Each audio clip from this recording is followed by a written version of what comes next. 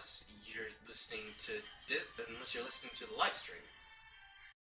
Mm-hmm. Yeah. This is a direct line to me, not a direct line to Jay. That sucks. Yeah. Oh, man. Oh, so what did Jimquisition say about ER? Well, we're going through it. Unfortunately, they're spending a lot of time complaining about the structure of FromSoft in a sentence about talking about FromSoft. Oh, that's just funny. My game is slightly offlined. No, greatly misaligned. Let me just fix that. There we go. So, I'm going to be in and out watching Vampire Diaries, so don't pay much mind to me. Oh, okay.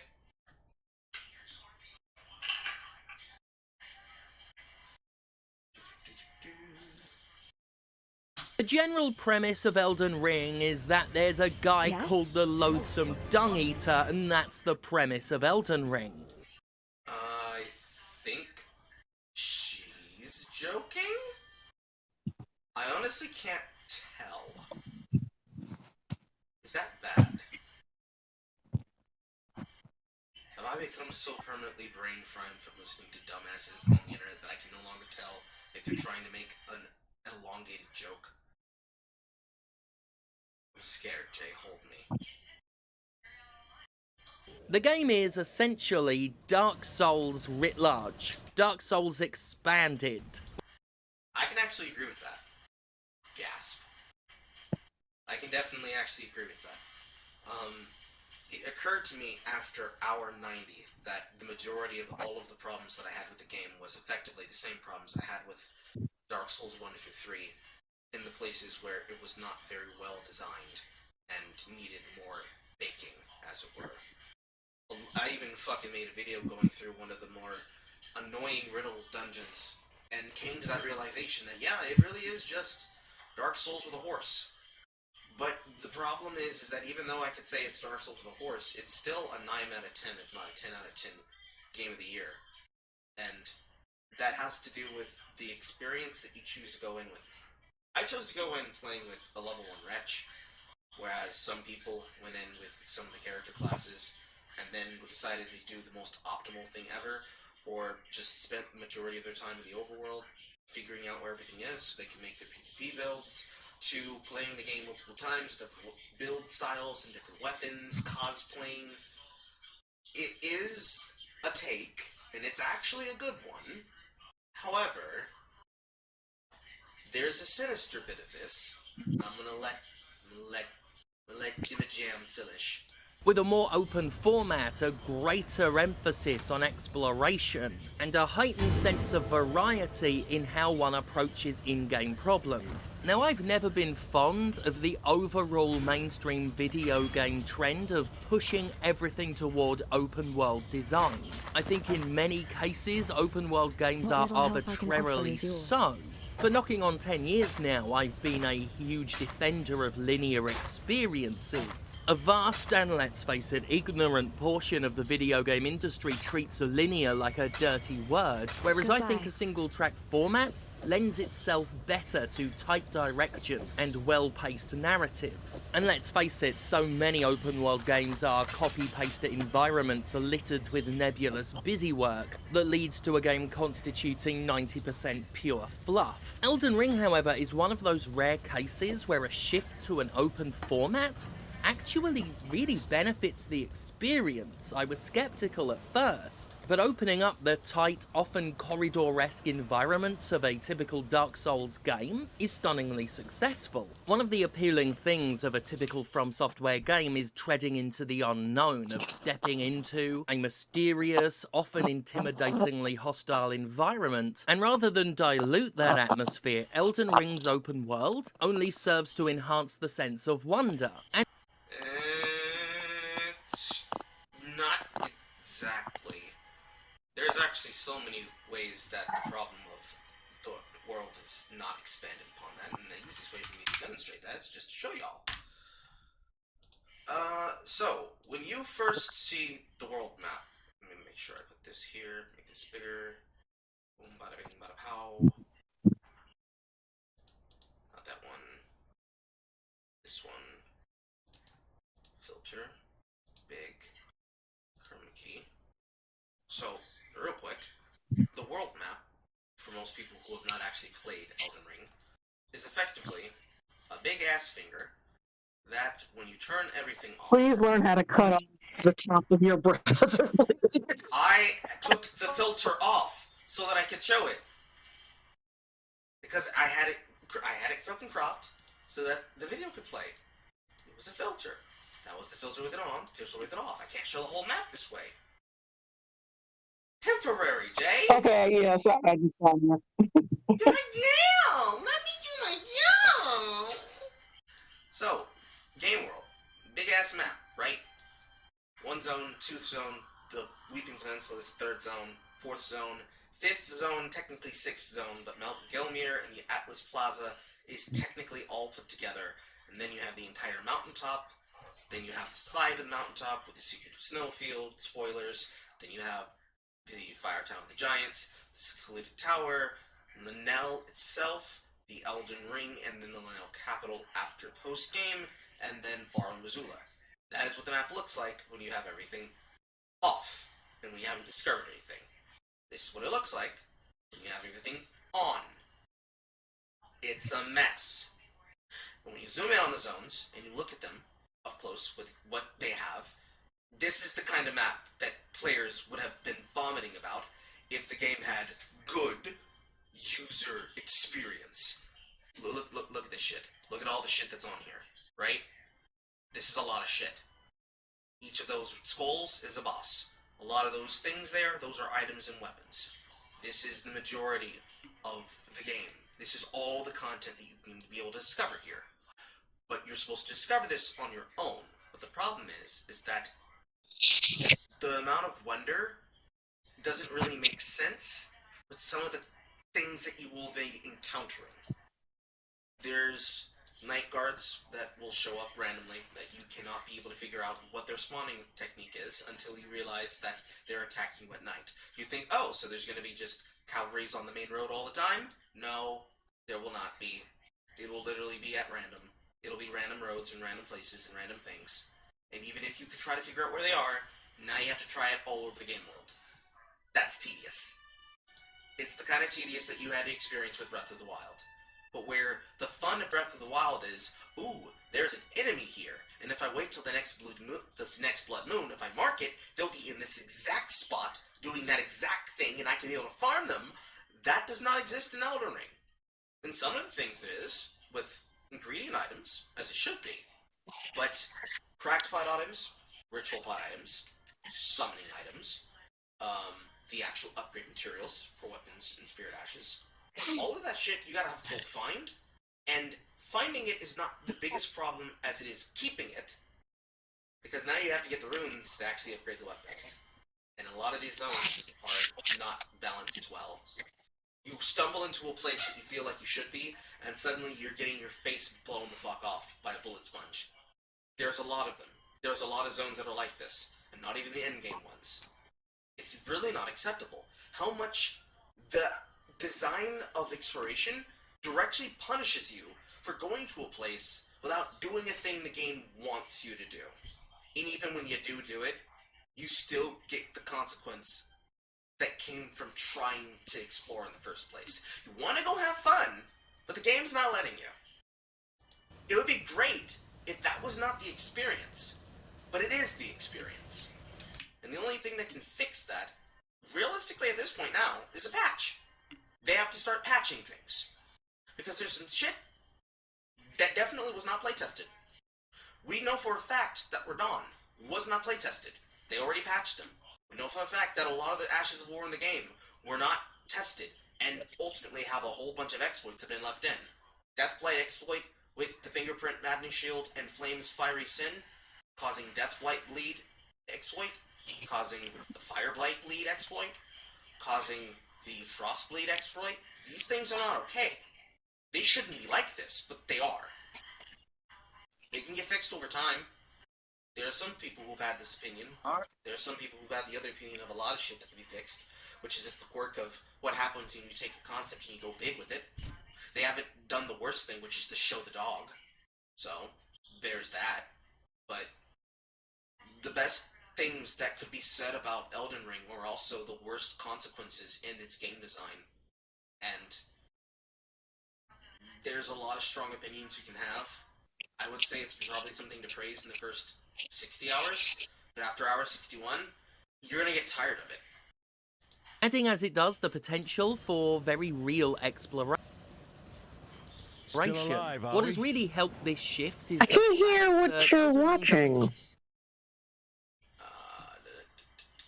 would not know how to fix that. I can hear it. Chat, can you hear it? I used to be able to hear you when you were watching. I can't hear it now. Let me see if it's something on my end. I don't know if it is. Default. And this should be playing through default as well. Audio. Yeah, desktop audio. If default doesn't work, then you might have to specify. Well, it should be playing through my headphones, which directly plays it to the system.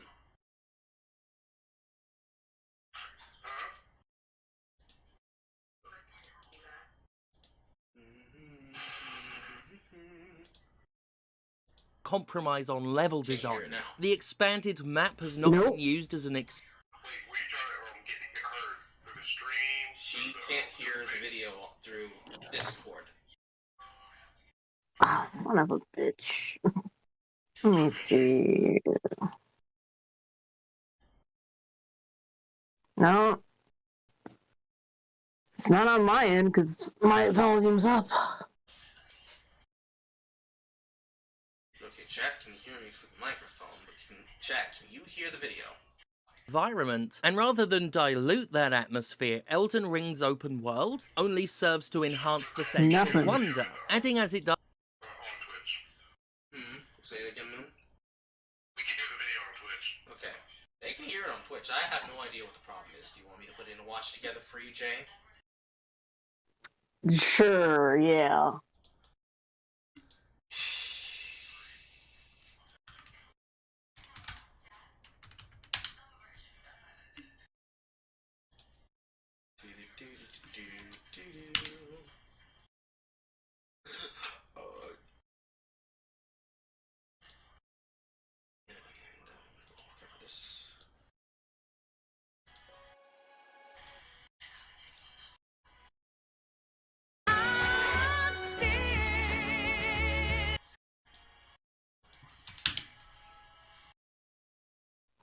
Mm-hmm. Twitch is stealing your video audio. True, MLG hipster. Also, hi.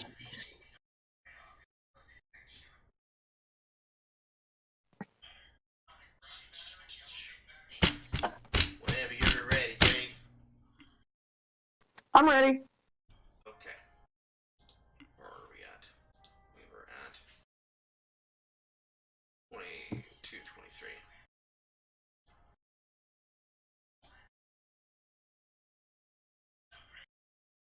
enhance the sense of wonder, adding as it does the potential Can you hear that? Yep. for very real naturally. exploration. What has really helped I have to check.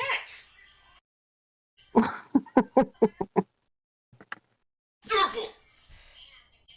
this shift is the fact that Elden Ring doesn't compromise on level design. Stay sharp The out expanded map has not been used as an excuse to copy and paste the same bandit camp over and over again as so I can't tell if they're lying or they're joking because that is definitely fucking cap. That is definitely fucking cap. In the deeper design of catacombs and some ruins, you could say they have variation. However, there are so many variant of enemy designs and overall catacomb base design, with the exception of hero graves being different to side mountain catacombs that they are literally copy and fucking paste. The bosses might be different at the end. The loot might be scaled up or down to where they think that it should be, but unfortunately, they are definitely copy and paste, including the enemy types that you will see all around the game, including the bleed dogs. It is actually the most painful part of the design, because it is the reason why I got tired of the catacombs, because they kept spamming the same 5 to 4 boss variants over and over again. Sometimes you get a unique enemy that you eventually see at another part of the game entirely. Sometimes it'll be different variations of the same boss that you actually found in the secret variations of what you were already facing in the beginning zone, which is effectively where all the quests start, with the exception of the Weeping Peninsula, but that Ayeta's in the other zone entirely. Not to mention the broken state of invasions from NPCs, but that's another entire argument. All of the shit that is supposed to be the unique shit, all of this shit here, unfortunately, I did not put the screen back up. That's right, I'm stupid. I apologize, chat. All this shit here, on the map, that you're supposed to be finding, is found in these repetitive-ass dungeons. That is cap. That is 100% cap. Lord. So many open world games do. Environmental details, building locations, architecture, enemy encounters. All these elements are just as considered, just as well placed as any average Soulsborne game. Nothing feels arbitrarily placed. All that can be found within Elden Ring has a sense of purpose, feels like it belongs there. In short, this isn't a map full of recycled garbage. Some actual thought went into the world, which is nice. The moment-to-moment gameplay of Elden Ring is traditional Dark Souls fare, which is most appealing to me as someone who didn't care for Sekiro very much and was worried that would be From Software's mechanical bread and butter from now on. The considered, methodical, challenging combat mechanics of the traditional Soulsborne series is in full effect here, with weapon mechanics and skills very closely reminiscent of Dark Souls 3. Thanks perhaps in no small part to Elden Ring's open world, there's certainly more variety in how one approaches a situation. Being able to go after a majority of enemies from any angle, plus an incredibly effective stealth mechanic, lends itself to a significant increase in tactical opportunity. A number of tactics found within previous entries in the series are also easier to pull off this time. Not exactly. Also, that's also kind of a lie. There are variations in how enemies are arranged in the overworld when it comes to particular sections, where it is more like a suggestion rather than an actual legitimate playstyle. Stealth is probably one of the worst case examples of this. Stealth is not something that anything, honestly, with the exception of maybe Bloodborne, but Bloodborne's an entirely different mechanic system compared to all the other FromSoft games, especially if you're talking about the old OG. Stealth has always been something that has been more or less a suggestion rather than an actual thing you do, and unfortunately the consequence of not having proper stealth is that you get stealth-like interactions. I'm not sure if you've ever played it, but have you ever played Thief: The Dark Project or any of the Thief games?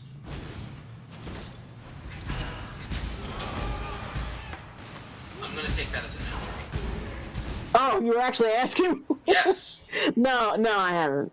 So, when Thief was created by Looking Glass Productions, which became the people who created Underworld Ascendant, which is hit or miss depending on whether or not you're a person who likes immersive sims, the first thing that they did is they worked on the sound and light occlusion system, which is the fancy word that means the way that shadows and lights play with each other and the way that sound bounces off of objects.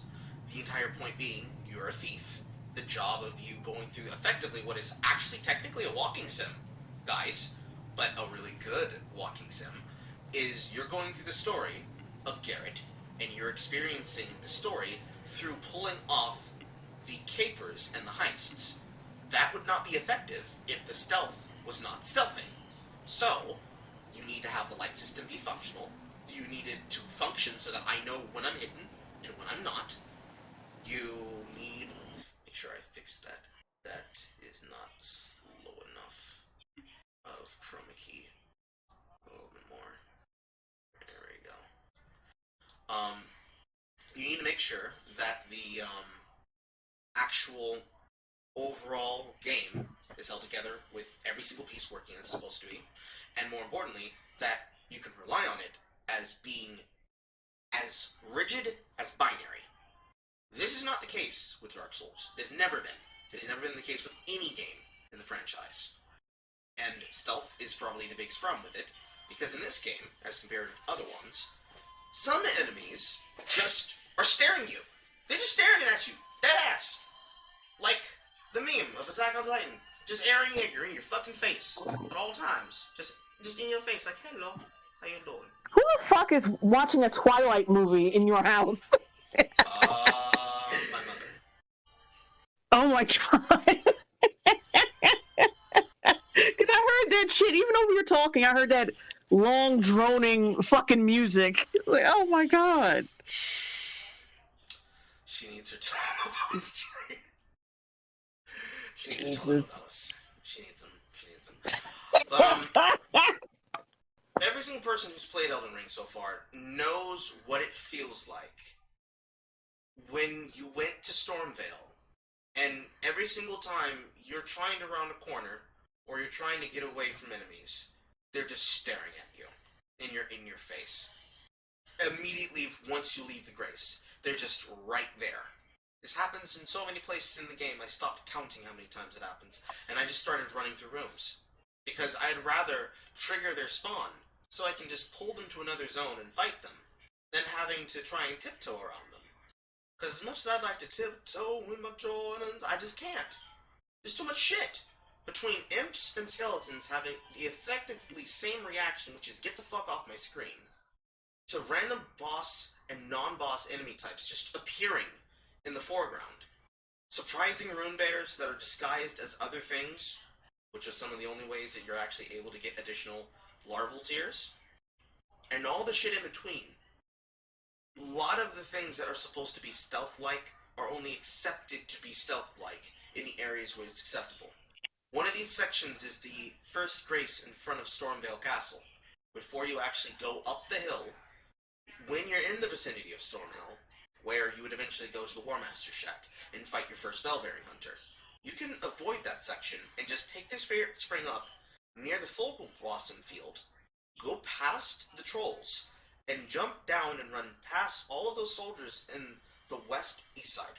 I'm thinking of the east side. The most east side camp, go westward to the cabin, touch the Grace, and go ride to Radarka, and go get her jellyfish ash before going into the castle that way. You can evade these things, but once you get to the castle, and you're actually dealing with that bastard who steals your runes, you either take his suggestion or go through the front gate. Go through the front gate, you're going to get shot down by 6 ballistas, which you can only be able to really get behind if you take the other route and subvert all through that shit. And even if you go that way, you still have the consequence of the first time you go in, you're going to get locked in the room with the knight, you're going to get attacked by all these things around all these explosive barrels on the other side of the building, and it's going to take you until you get to the first Rampart Grace, that you're going to figure out that you can drop off the side of the castle and get to the secret areas that the game is hiding from you in plain sight. Except that it's not hiding it from you. The game literally has a quest flag that says you can't go here yet. Do the same thing when it comes to Redmane Castle. You're not allowed to do it then, because by the time you trigger the quest to do Radahn, Radahn will have been raided by Blad, and he'll have killed everyone. And the doors will be locked, and you won't be able to get to your items until you reset the state of the castle. All of this shit is only really investing you to speedrun. It'd be great if you had actual stealth, because they fixed a lot of the problems with the quirks of weapon classes. But, it really just feels like this is the first impression of the first, 2 hours that I'm getting from Jamampa. So, yeah. Also, my mother said I need to look outside her package. Give me 1 second, chat. 1 second. Un momento. What am I looking for?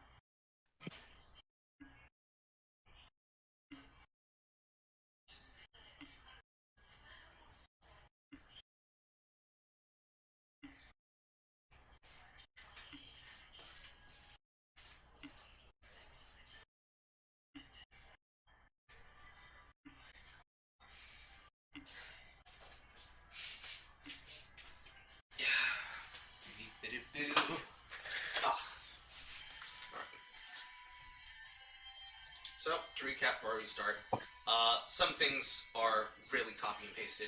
It starts degrading you really fast for a while. What looks big really is not. That's up to you. Stabbing enemies requires a less perfect positioning. While there's a parry mechanic, you can also perform counterattacks after successfully blocking, which really helps folks like me out who have no sense of timing. Seriously, my timing is awful. You should have heard how many jokes I made when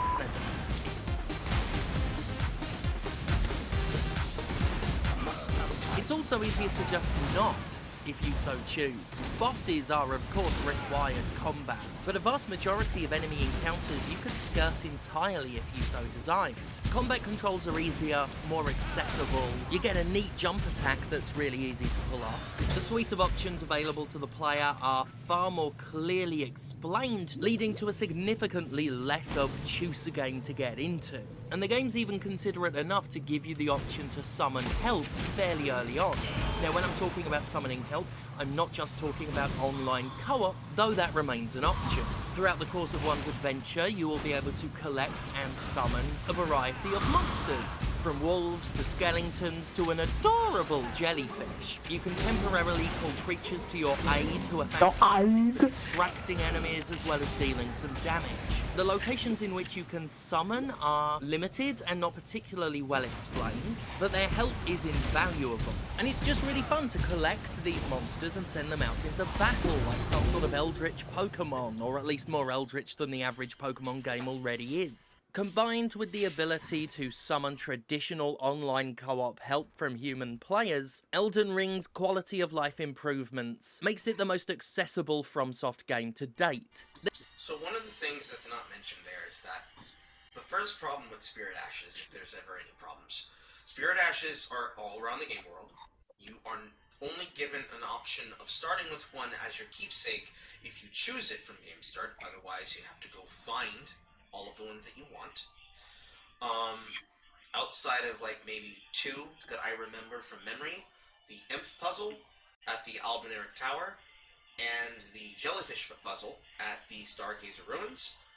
Almost all of these ashes are not only optional, but realistically serve less as Big Brother that helps you clear the boss, and more like the single-player option to Phantom Summoning. Because in Elden Ring, the one thing that they actually did that has improved the game quality, in my opinion, is that they made it so that the only time you are invaded by players is when you are playing online with a Phantom of 2 or more. So, if you summon a Phantom, you make yourself valid for an invasion. So, if you play the game solo, you will never be invaded. The consequence to this is that also means you don't get help from online players, if you're talking about direct help, rather than the indirect help of looking up guides, builds, secrets, spoiling yourself. So the alternative to online play is offline play with Spirit Ashes, because they will be an enemy type that is effectively like a Pokemon. Whatever that enemy type corresponds to is the player behavior that it will have. The only downside to this, with the exception of the Mimic Tiers, which is effectively a copy of your build, is that the only time you get to use a summon is when there is a summon gate. Technically, the game says that there are summon gates everywhere in the world, but it's more like there are summon zones. And the zone is described as summonable when the enemy that the zone is created around is there. A good example is Agil Lake. The first dragon that you meet that is the beginning of Bloody Finger Yura's entire, or is it Bloody Finger Hunter Yura? Bloody Finger Hunter Yura's entire quest line about Dragon Communion. You kill the dragon, you get the heart. But to kill the dragon, you're more likely going to be experiencing your first horseback battle, because dragons hit really hard, and they can sometimes be very evasive. It's a very big game of keep away. You summon the Spirit Ashes, not so much to help you deal damage. They do damage, depending on how much actual upgrades you have in them. But they're more like cannon fodder. You summon them so that you can distract the boss and get very big solid hits in while they're attacking your summons. So they're like an additional effective health bar. Sometimes they're less help than they should be, depending on how you're fighting. For mage characters, they're a godsend, because you're not going to have that much poise. You're wearing equipment to upgrade your weapons and your skills and the damage that you do. Whereas melee players, especially with parry players, which is also an important factor to mechanics, are going to use them more as a combat buddy, where they could do just as much damage, if not dish out more, than the Phantom. However, when it comes to mechanics in the game, the mechanics that have been added is the supposed guard counter. It can only be used when enemies are attacking your shield, but along with this comes a more strict guard break, where your stamina directly corresponds to how much you can block. If you get guard broken by a hard attack, you are going to get staggered, and you can get critical countered the exact same way in riposts that you can do to the enemies. This also goes along with stance breaking. Your stance breaks deal more damage than actual riposte attacks and backstabs. Backstabs are, unfortunately, right now still broken, mainly because of some bug in the system and how combat damage is coded. Stance breaking in general can sometimes be very hit or miss, because the only way that can be done is by using jumping attacks or charges. And for new players, that would probably be pushed towards the direction of what most people are doing right now in the meta. It can sometimes be very dysfunctional, to say the least.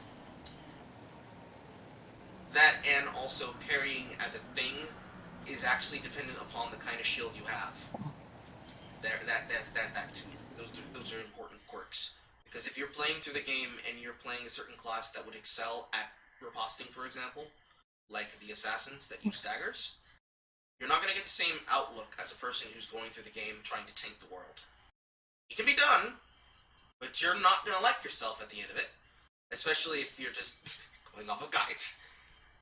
There's still plenty of challenge. This can be a difficult and punishing game, but you have multiple options to ease that challenge if you so wish. And if you're facing a situation that feels too difficult, Elden Ring's larger world means there's plenty to do, plenty of other places to visit, that you can go away and come back later, stronger and more experienced. I love the number of optional dungeons hiding in mountains and forests. They're short but fun sidetracks with a neat boss at the end, and stumbling on one accidentally always feels rewarding. I've got a couple negative points to make about the game. Performance can be a bit choppy at times on the PS5, the PC version is apparently even worse. It's nothing too distressing, but frame rate can be a little choppy at times. I've struggled a little with locking on to enemies. I've had lock-ons break or fail to activate, which has led to a couple untimely deaths.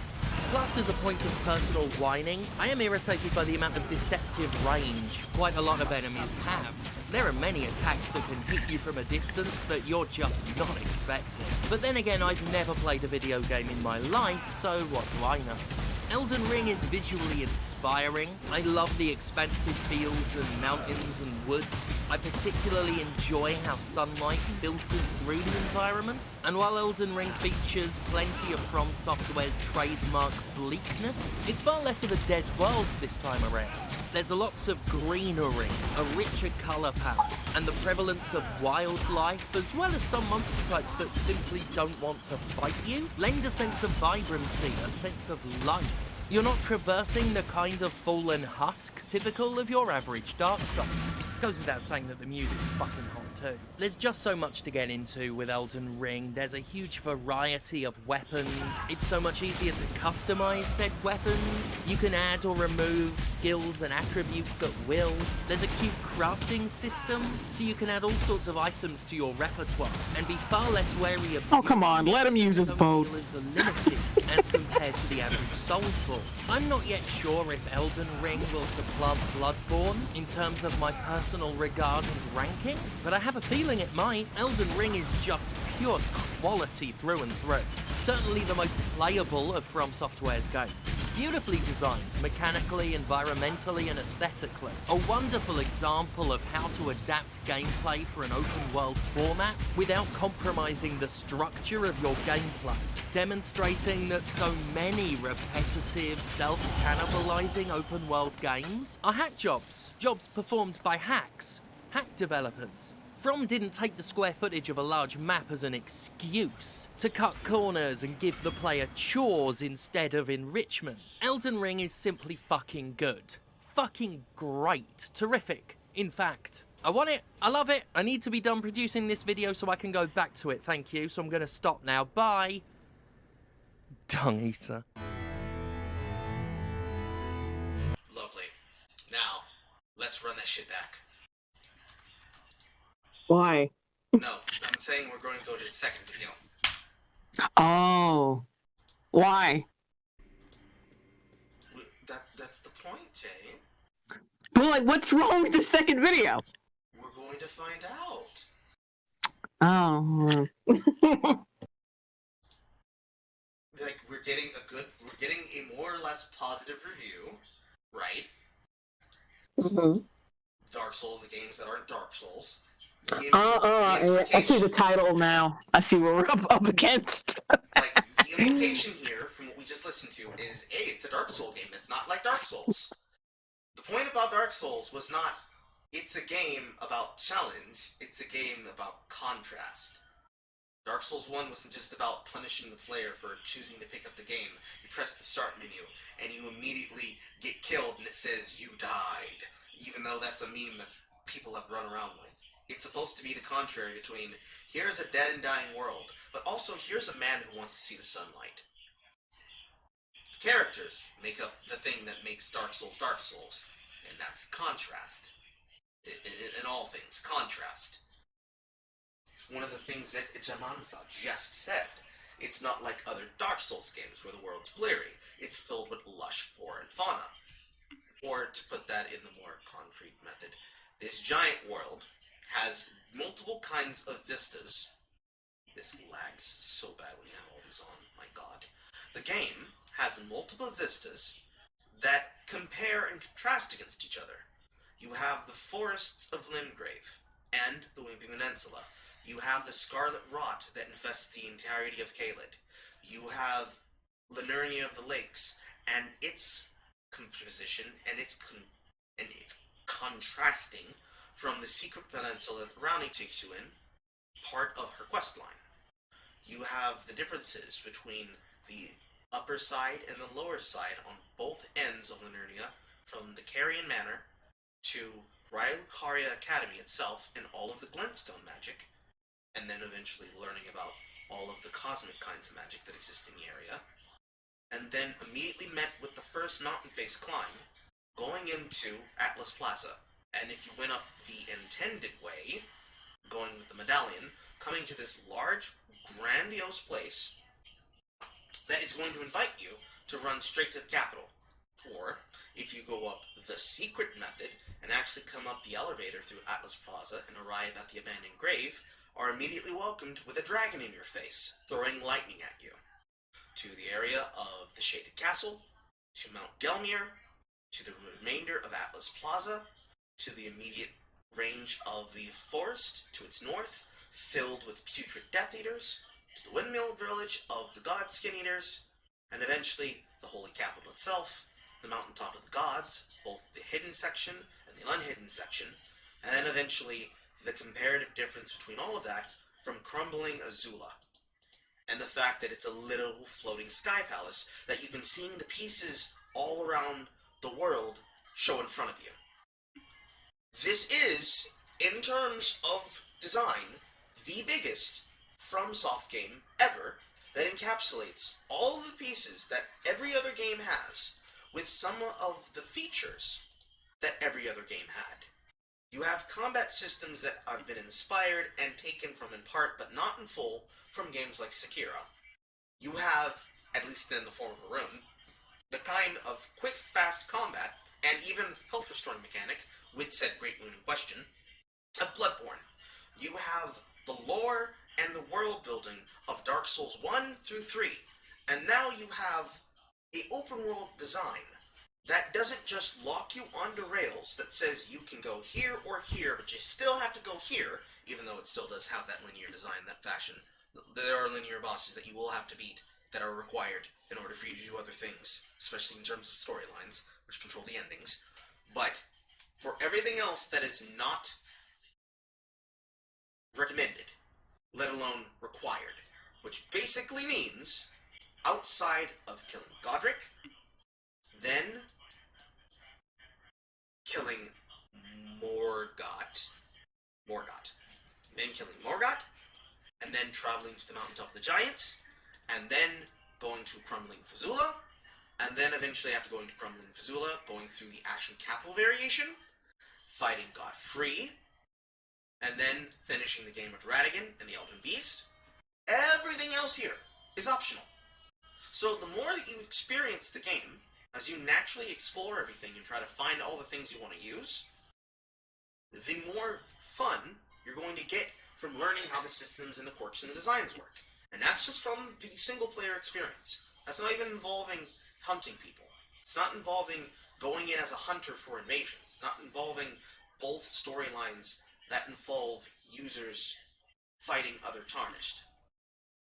However, this is the supposed good part, right? Here's this wonderful world design that we want to go play in. I want to play in this playhouse. Directly across from that, Elden Ring and the Tiresome Dance get goodery. This is an online problem. You had the single-player argument. Now you have to hear the multiplayer argument. I'm looking very to it. Oh, there's some fuckers down there. Oh, it's one of those verminous scums. I hate them. Yeah, there's some for you as well. Oh, there's not one for you as well. Wait, do they know how to get here? Oh shit, there's a ladder. Oh shit, oh fuck. Oh god, they're coming up here. No, get down. Shit. Shit, I'm being punished. I'm facing the consequences of my actions. I hate the consequences of my actions. They're the worst consequences. Oh shit. Oh fuck. Oh bollocks.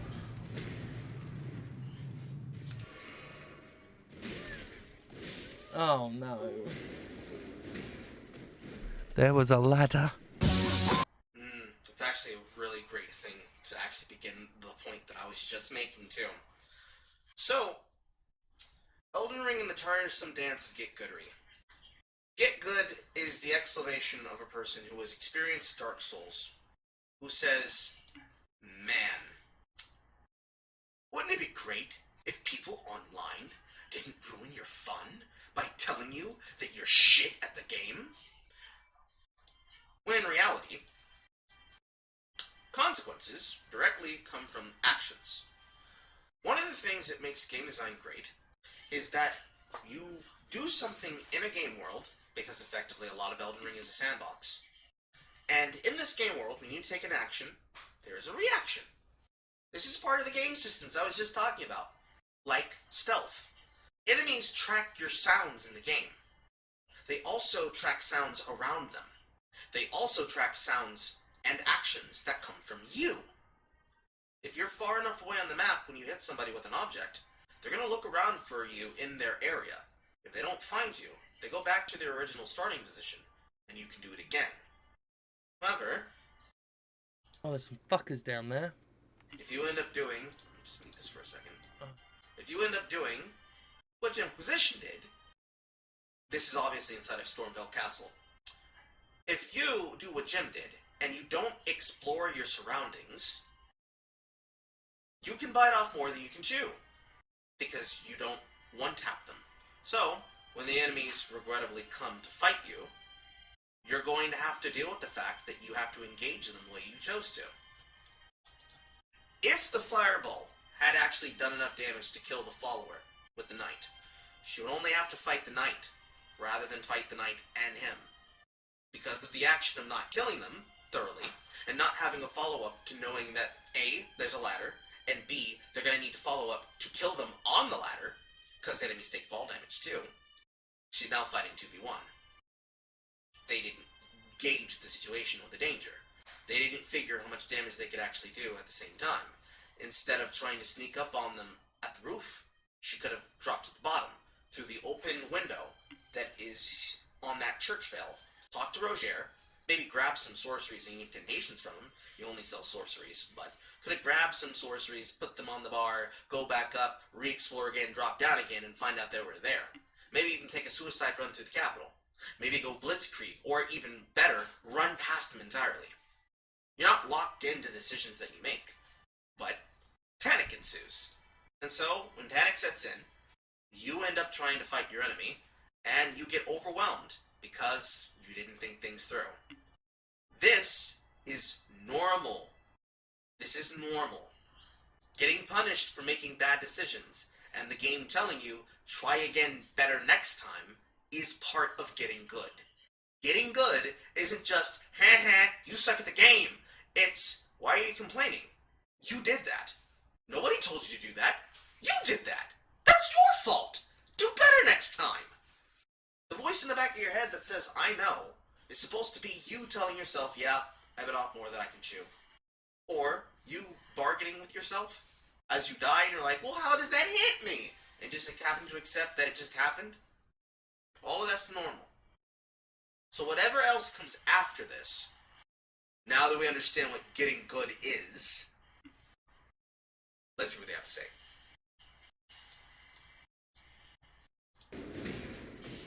There was a ladder. Thoughts on Bloodborne? Probably the second best game of the series. I'm being attacked. Get off me. Second best series in the game. Hands down. A close third would be Sekiro. And technically Ghost of Tsushima, although Ghost of Tsushima is not a FromSoft game. But it all goes together, honestly.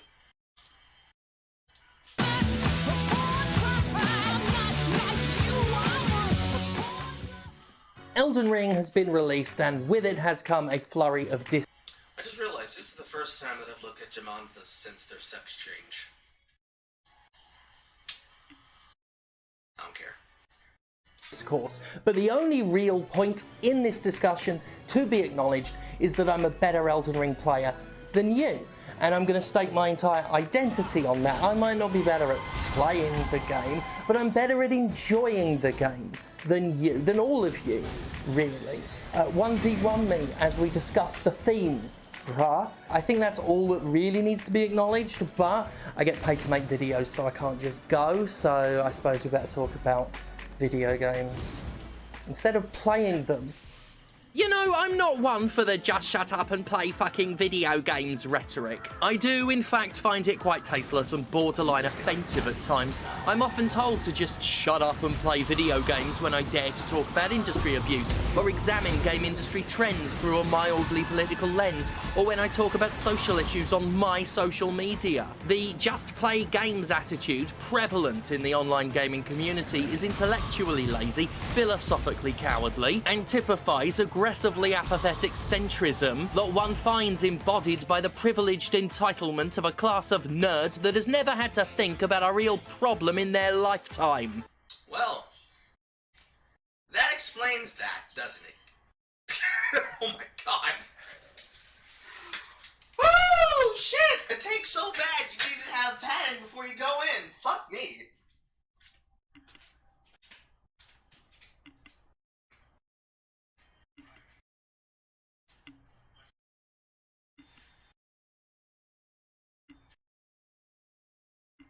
It seems like Carl is gone.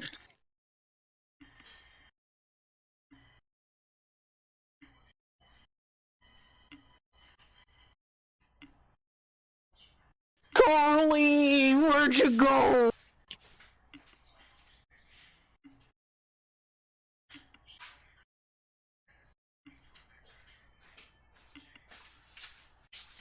I have a sneaking feeling that Jay returned. Are you there, Jay? Yes, I am. Yes, I did, mother.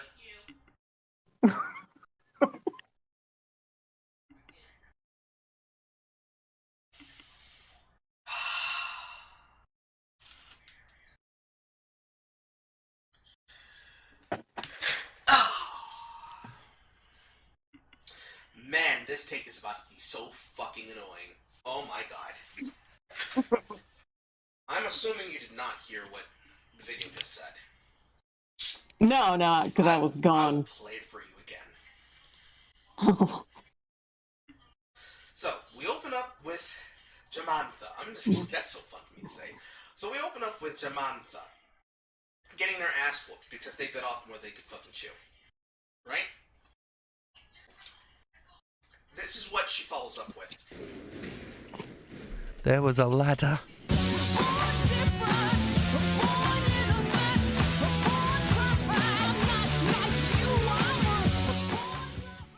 Elden Ring has been released, and with it has come a flurry of discourse. But the only real point in this discussion to be acknowledged is that I'm a better Elden Ring player than you.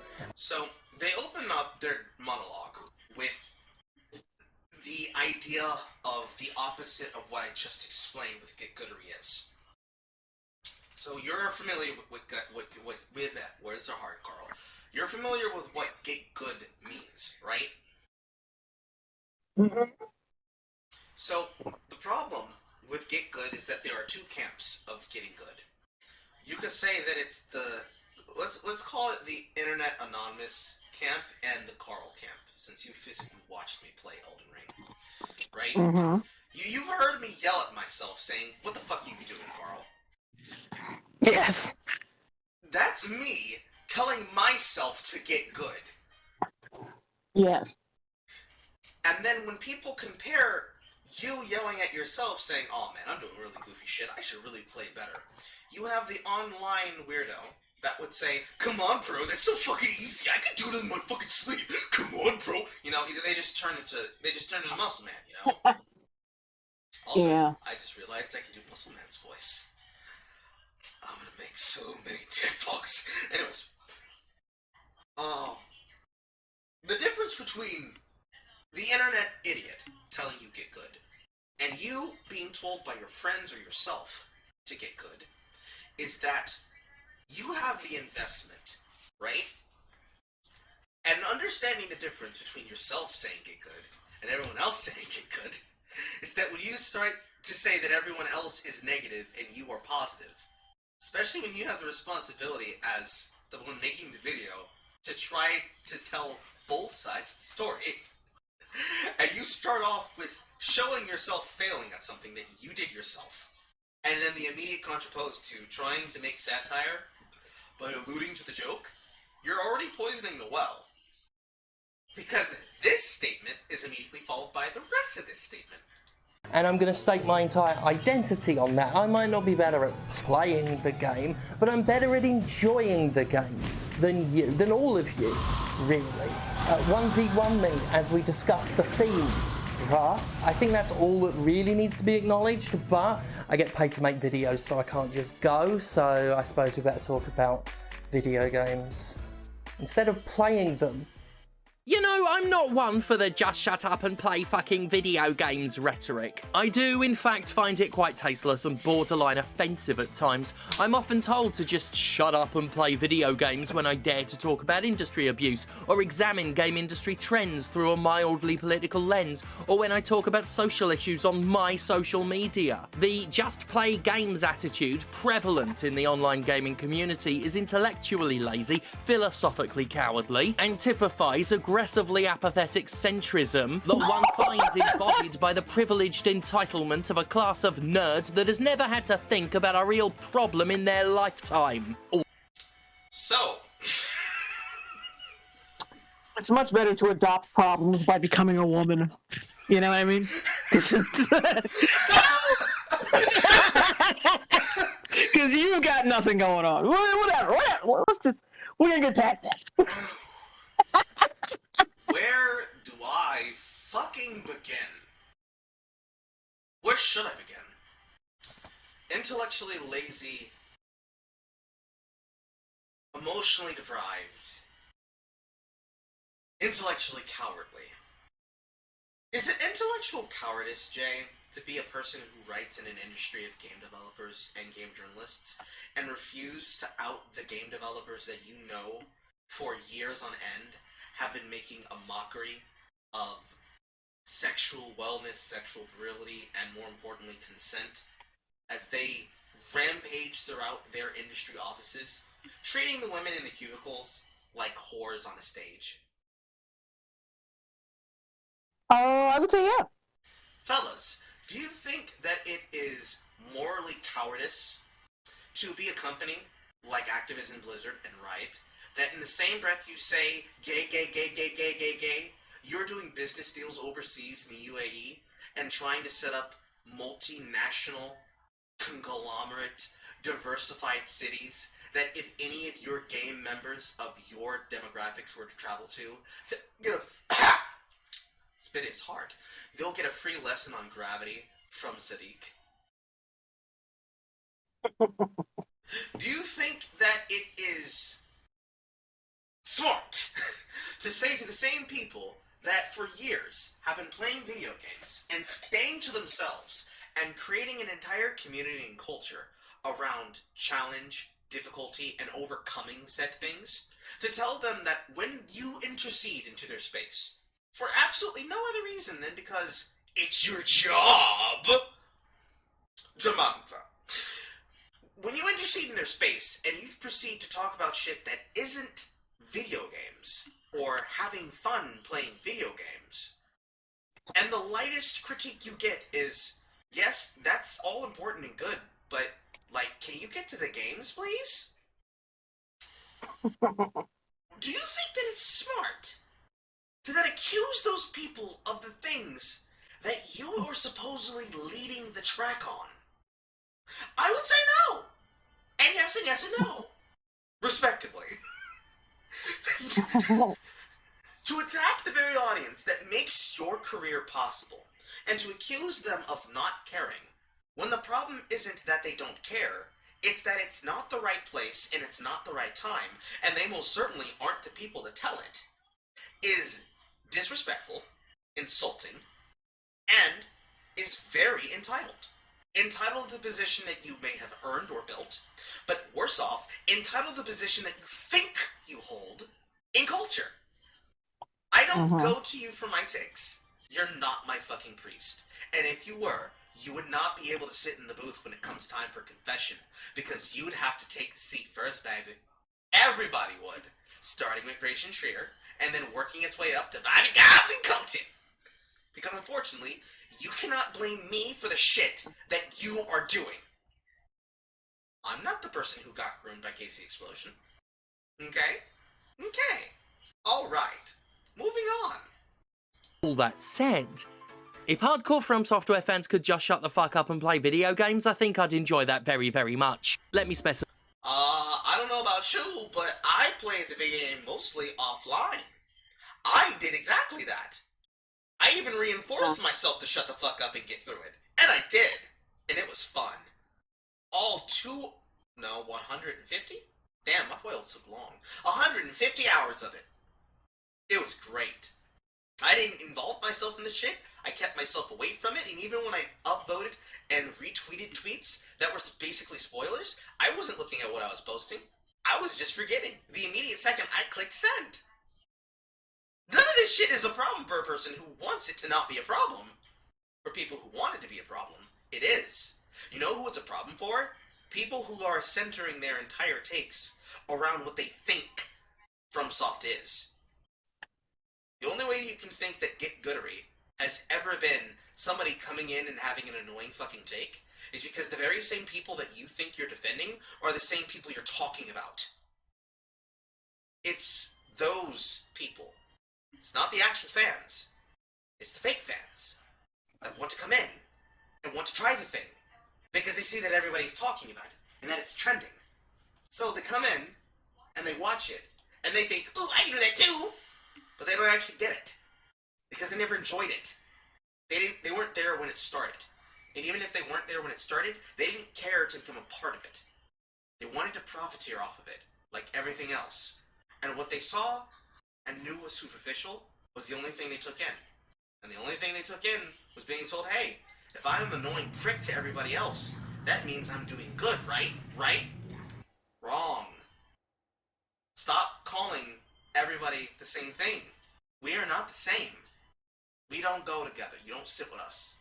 Specify that I'm talking about a particular type of supposed, alleged, hardcore From Software fan. A new From... See, now you're adding the terminology hardcore. So it's not the casual players, right? The people who are the ones that are coming in that have no experience.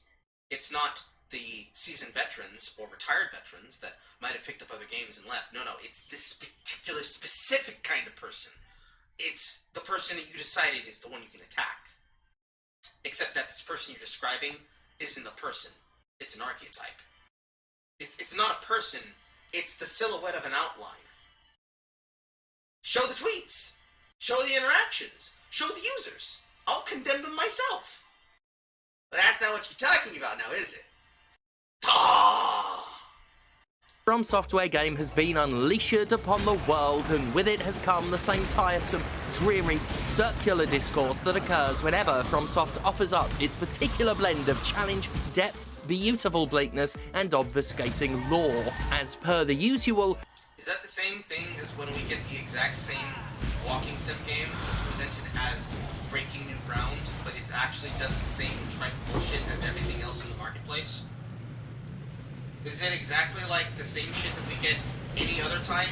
The exact same thing comes up, but it's video games about war?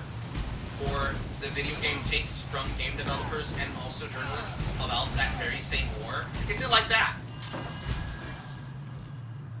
How about any of the other times? It's about any of the other pet issues that you guys have. Is it kind of like that too? It's like that too, ain't it? the endless debate over game difficulty and accessibility has reared its all too familiar head, and while I usually... Yeah, but is it the FromWaresoft developers that did that? Was it the From Software fans that did that? Was it gaming fans as a whole that did that? Jimmy! Tim!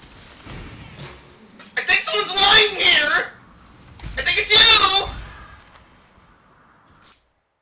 Actually wade into the fray with embattled diligence to argue that easy modes are perfectly acceptable, optional, and not at all problematic in literally any video game. I'm not... If it's designed that way. There's no difficulty setting. An overt press here for normal, easy, hard. Difficulty setting. In FromSoft games, Jimqusition, doesn't exist. It's never technically existed, ever. Not even in the case of Demon Souls. What you're describing is the never-ending talk of what happens every time a FromSoft game is announced, made, presented, enjoyed, and then continues to have greater success from existing. It's the same discussion that happens every single time a walking sim gets announced. It's the same discussion we were having with Spec Ops: The Line. It's the same discussion we were having with any spin-offs that came from Half-Life. The same spin-offs that eventually turned into Alex. The same conversation you were having and inevitably interrupted with Boyfriend Dungeon and Monster Hunter Rise and Monster Hunter World before it and games like even the one I'm currently playing now and every other game in existence because it's the same fucking argument. Gamers didn't start that. Guess who did? The same people who complained about it and then wrote articles about the things that they complained about. Blaming the gamers for being the ones responsible for. You realize we're not stupid. We actually do remember. I could even bring up the tweets in question, but I don't need to. Maybe I'll make it into a video format, I will. Anyways, Cat. Not going to argue anymore, because it's not an argument these days, it's just a performance. The community is on autopilot with this endlessly repetitive debate. There's no... Community. What community? The fans? No, dead ass. What community? Every single time every single time that there has ever been a talk about a community, it's this unintelligible omniblot that supposedly represents everybody when I don't know these motherfuckers. And these motherfuckers don't know me. But I can tell you one thing. I am not them, they are not me, and you are not a part of them. And even if you were to sit with us at said table that you're not allowed to sit at, you'd have to show up with the proof of what the fuck you're talking about. Because we don't know who you're talking about. Is it a ghost? Is it a ghost that you're talking about? Because there are no communities anymore. People like you saw through to that. Even in the supposed left and right, there is no community. There are people who have my opinion and everyone else. If they don't have the same opinion, they don't exist to you. So, what community are you talking about? Because if you point your finger to a community, you're going to have to point out the individuals in it. There are plenty of individuals who will probably agree with you and disagree with you. But they're not a monolith. No hope of a resolution. Long ago, this whole discussion became nothing but an exercise in grandstanding. I've pointed out before. Who was doing the grandstanding? Who? It wasn't the fans! I can promise you on God it wasn't the fans.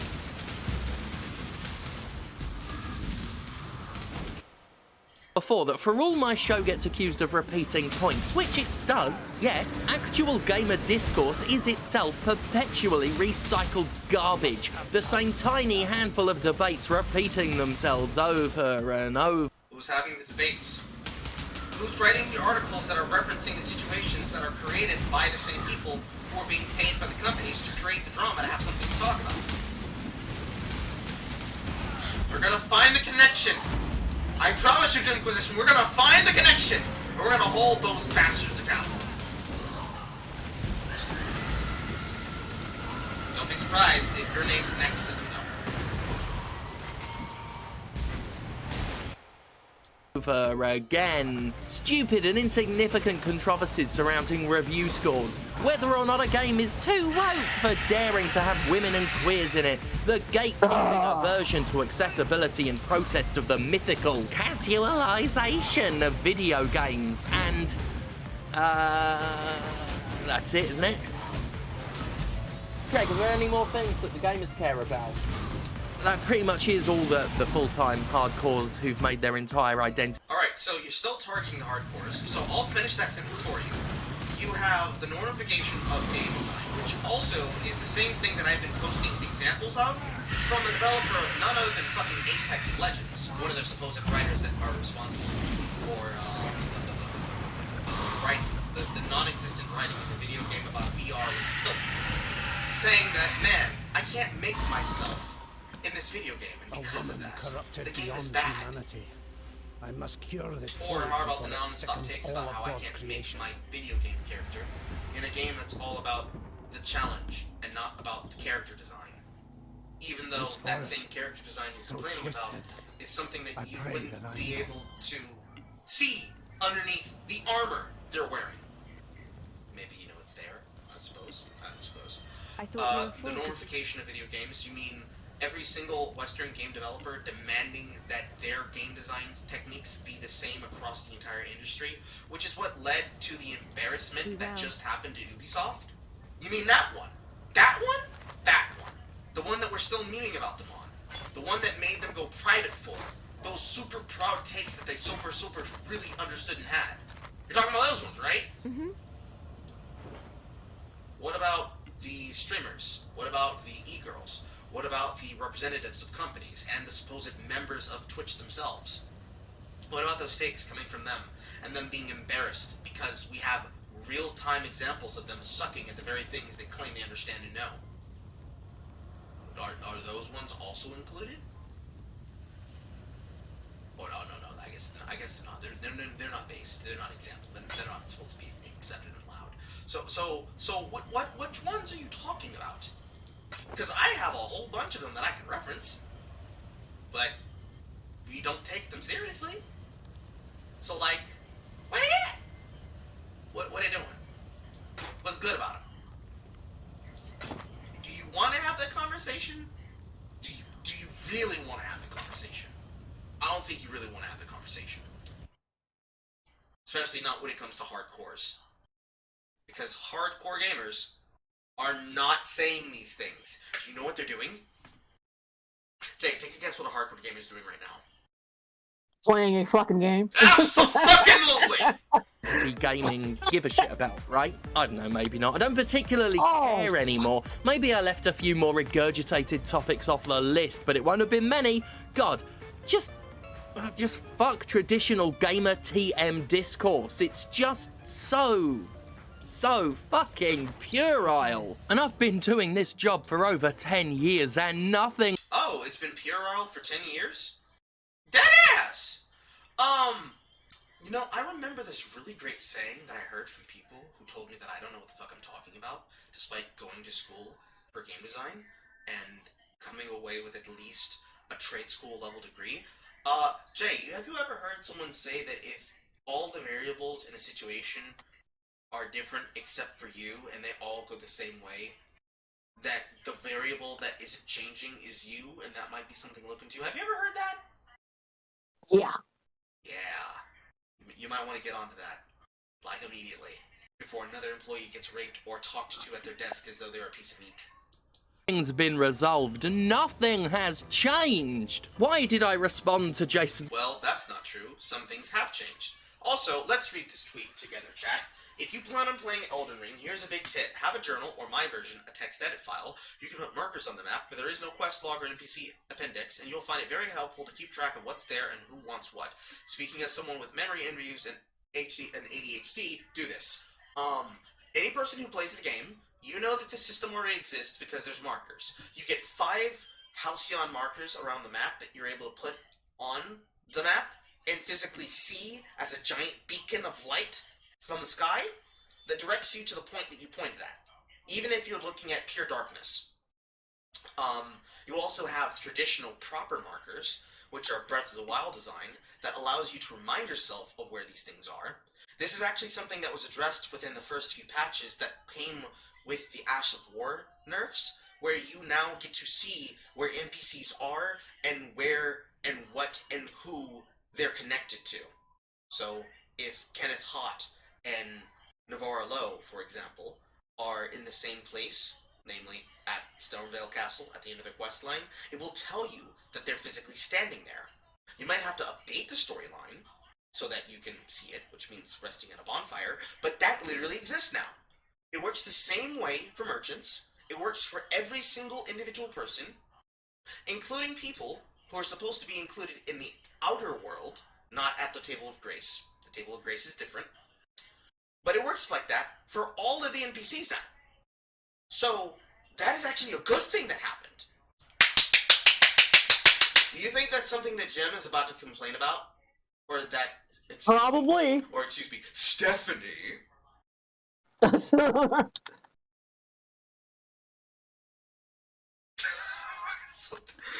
my god, that's such a stupid name to change to. Honestly, you would have been better with Jamantha. Or Samantha. Anyways, no, that is not something that I can predict right now. That the Jimquisition, which, if you're gonna change your name to Stephanie, why do you still go by Jim Sterling? I'm just reading off a tweet. I'm just reading what's in front of me. Is it dead naming? If you leave it as your name, we're getting to day 1 levels of stupid, okay? I gotta know. Yeah, professional stage name is much more important than leaving dysphoria, I guess. It's okay. The money alleviates the dysphoria. I'm getting canceled. So, the things that you're complaining about here, they have actually fixed. So, let's play the game, chat. Are they gonna complain, or are they going to actually do a JD Signifier edit and say, editing Stephanie here, I was wrong. Let me check, guys. Scryer's tweet. Why did I do it? Why do I do these things to myself? That's all my replies have been for days. We could have all been just simping over this selfie, but instead everyone's talking.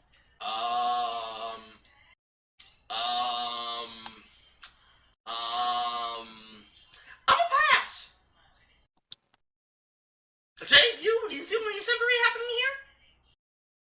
Hell no. It looks like a ghost in a it looks like a ghost in like a Halloween theme park. I mean, the way these eyes are staring at me, I feel like I'm looking at Haunted Mansion already. Also, I have, again, I know I've already asked you this question, but what the fuck replace it with online internet personalities and black and red color schemes? I have no idea. Now, I will say this, because I have to be positive. This is a very flattering picture. It is a very nice one. It is very It's nice. so backhanded. It's a very flattering picture. It's a very gorgeous woman.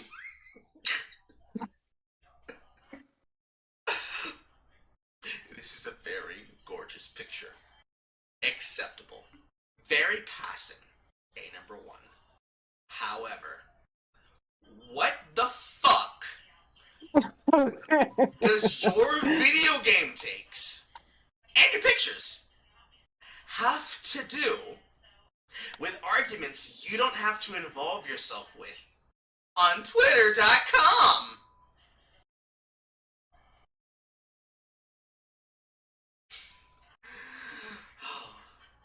Hot take, black and red is good on MLP OCs.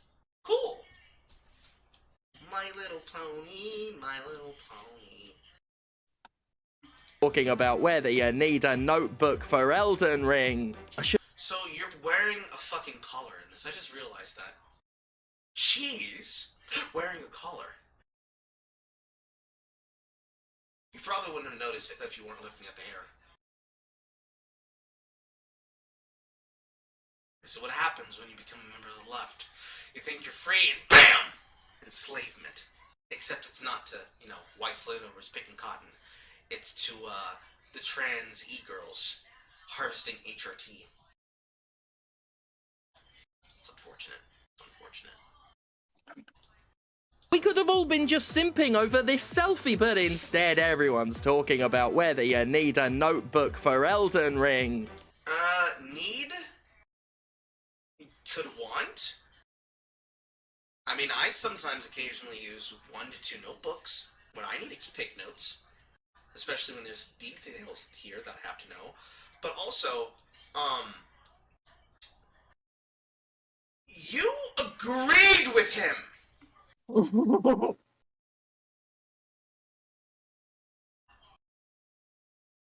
do you do that? How do you try to disagree and then agree with the very same take you're trying to scrutinize? Because people just don't like hearing what they think out of someone else's mouth. Is that one of those, the worst person you know just had a good take situations? Probably. Oh, speaking of which, I'm actually playing Elden Ring right now. And I'm listening to everything you're saying. Yeah, well, here's the thing. I'm kind of an asshole because I cheated a little bit. I was having a hard time getting past that guy from the guy that was in front of that castle in the early stages of the game. The Tree Sentinel? He had to be more. I don't Big know. I don't golden know. horse! No, not him. The guy with the staff in front of the castle. Morgott? Yeah, I think that's the one.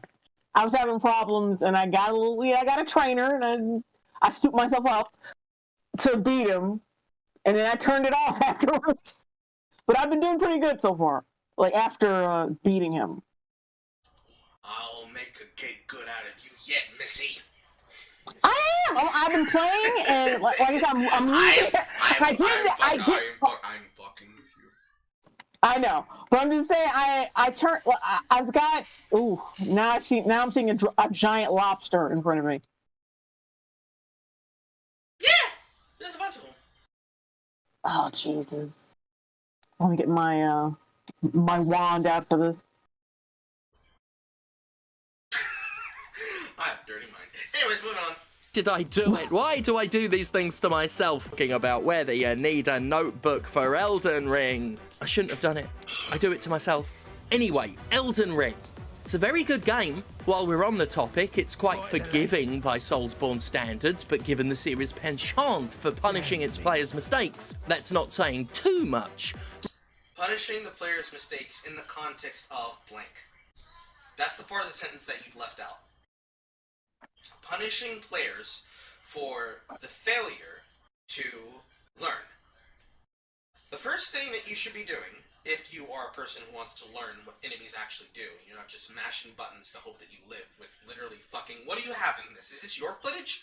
Is that fucking 80... That's fucking 480 vigor. 480 points of health? Once you get to Stormvale? Oh, honey, what is you doing? No wonder your ass got fucking owned inside of the castle. That's not enough health, baby. Anyways. Enemy does a thing.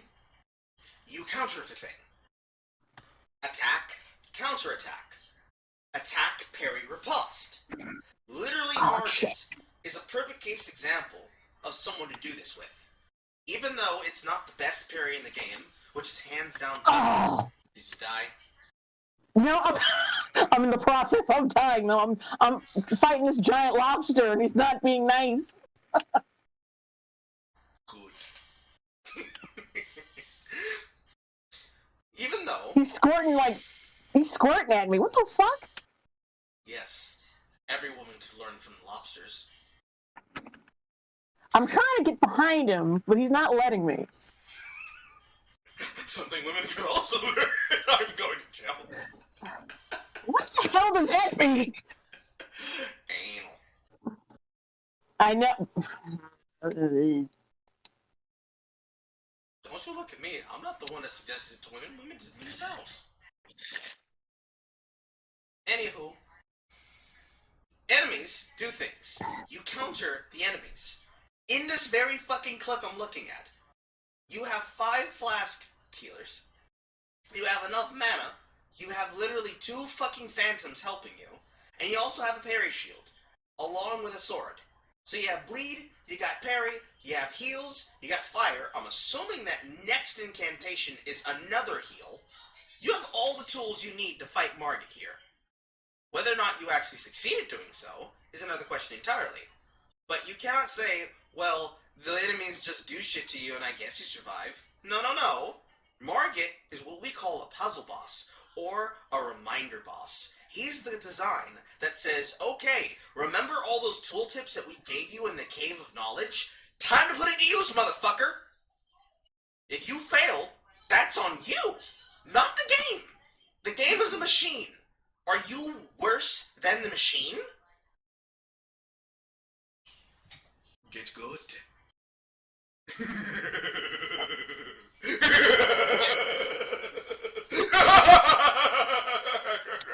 Yeah, I didn't. I mean, I had to laugh since apparently we're fucking supervillains of the internet. Regardless, there's been another shitstorm of debate over how accessible it should be, whether easy modes are the devil, and the merits of... No, the question and the conversation was, because people are playing this game that have never played this genre before, do you and should we remove content from the game in order to make it accessible to people, otherwise known as accessibility as difficulty? The game is too hard, so I'm going to remove something from the game in order to make it more accessible, quote, easier, to the audience that I'm trying to project my desires for. You use a disabled person for this, for example. You don't care about the disabled players. You don't care about them at all. You're using them as cudgels. You don't care about them. In the very same breath that in your accusation, you're throwing a sledgehammer at my fucking head. Little do you know that the very disabled players that you're speaking for are the ones telling you to shut the fuck up and get good. So then you say... Oh, God damn it. Did you die? No, I'm getting hit by this fucking giant flaming head. I know where you are. Oh. It's good, because I got my staff, and I'm getting his ass. He barely hit me before, but I fucked up this time. Damn it. You use gravity magic to make flying enemies fall down on the ground. What? Yeah. That's quality the gravity magic does. It's gotta be something like Nebula, or falling stars. If it's the rock magic, you can hit them with it, but it's not gonna make them fall down. Anywho, you speak in defense of those people, but they tell you that they don't want it. And so, you try to force it through by saying, well, those players over there, you use them as the example that everybody can be, but not everybody's being that. But what you inadvertently do when you do this is you're taking away something that they should have been able to experience, because realistically, you're not arguing so much for them as you are for yourself. Let's take it all the way back. I'm at 5:15. Let's take it all the way back to the early position, right? The encounter with these enemies climbing towards you in Stormvale Castle at the church where you meet Roger for the first time outside of the stronghold. You died because you fought them. You didn't have to engage them. You literally could have figured out and explored on the roof before you attacked them and figured out that there was a ladder. Jump down because the fall is not lethal. Jump down once they pass by you and run on to the next section with your fucking 560 health pool. I've been playing too much of the game. I know how much exact health you have. If you removed the enemy, which is what you're actually arguing for, well, then it's easier. They don't have to take the fight anymore, because it's really unfair that they came and killed me. My sister in Grace. The fucking flaming ant killed itself. He threw himself off a ledge. What? What happened? They do that sometimes. So, yeah, well, I won, so I'm getting the fuck out of here. I'm happy for you. So the scenario that you put yourself in, you create for yourself. And so you say, well, if this wasn't here, I wouldn't have had to do that in the first place. But my sister in Grace, nobody told you to do that. You did it to yourself. Just don't fight them. Well, they shouldn't have been there if they didn't want me to fight it. What told you that you had to fight it? Because an obstacle was in your path? Technically, that's called beefgating. But the enemy didn't fight you. It was doing a patrol pattern. Just because you thought of one answer doesn't mean it's the only answer. Just like how you thought of one problem doesn't mean your solution is the only solution. There are multiple choices you could have made. But you're so locked into doing this one, because, as you said, the conversation never fucking changes. Or rather, if you look at it from my position, the conversation can't change, because whenever we present information to the contrary, you know, the individual that I'm quoting in question designs videos made to try to lie about what we think about things. When the conversation is had in the future from another subject, but in the same vein, in the same discussion, it's used as another example on the mountain of solutions that have been ignored in favor of pushing through propaganda to try to make yourself look smarter than you are. This entire diatribe, what I was talking about earlier. You can't blame the gamers for accessibility argumentation when you literally won't fucking listen to them. They told you. You don't have to do this. It's not designed to punish you for the sake of punishing you. It's meant to make you learn. So you have to eventually learn. Or you're just going to struggle with your one technique until the one technique works. Until you meet a boss that's designed to punish you for trying that one technique. Melania, you rotten bitch.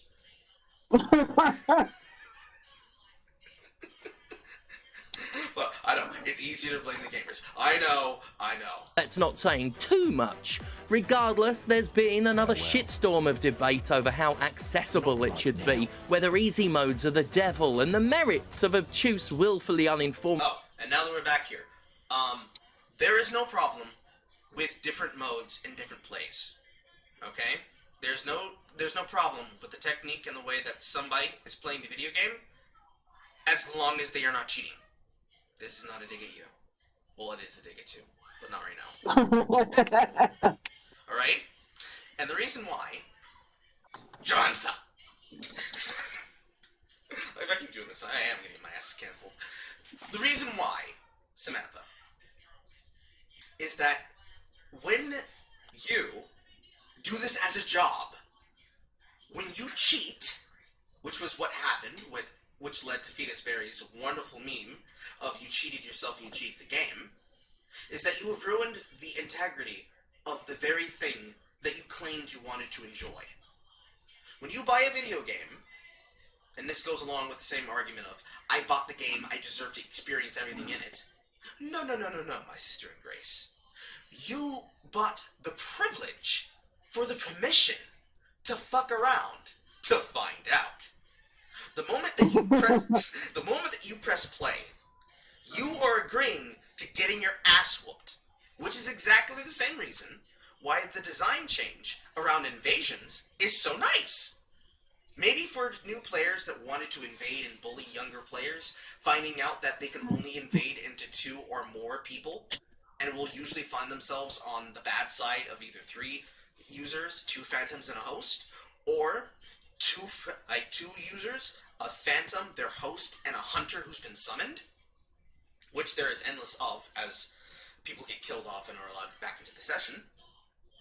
The idea of them coming in and trying to bully those players might be a surprise to them, but it's probably more of a shock to the host, since they think, come on, stop invading me, why do you keep doing this to me, it's not fair! No, baby, you put that red sign down, you put that gold sign down, that means I come kill you now.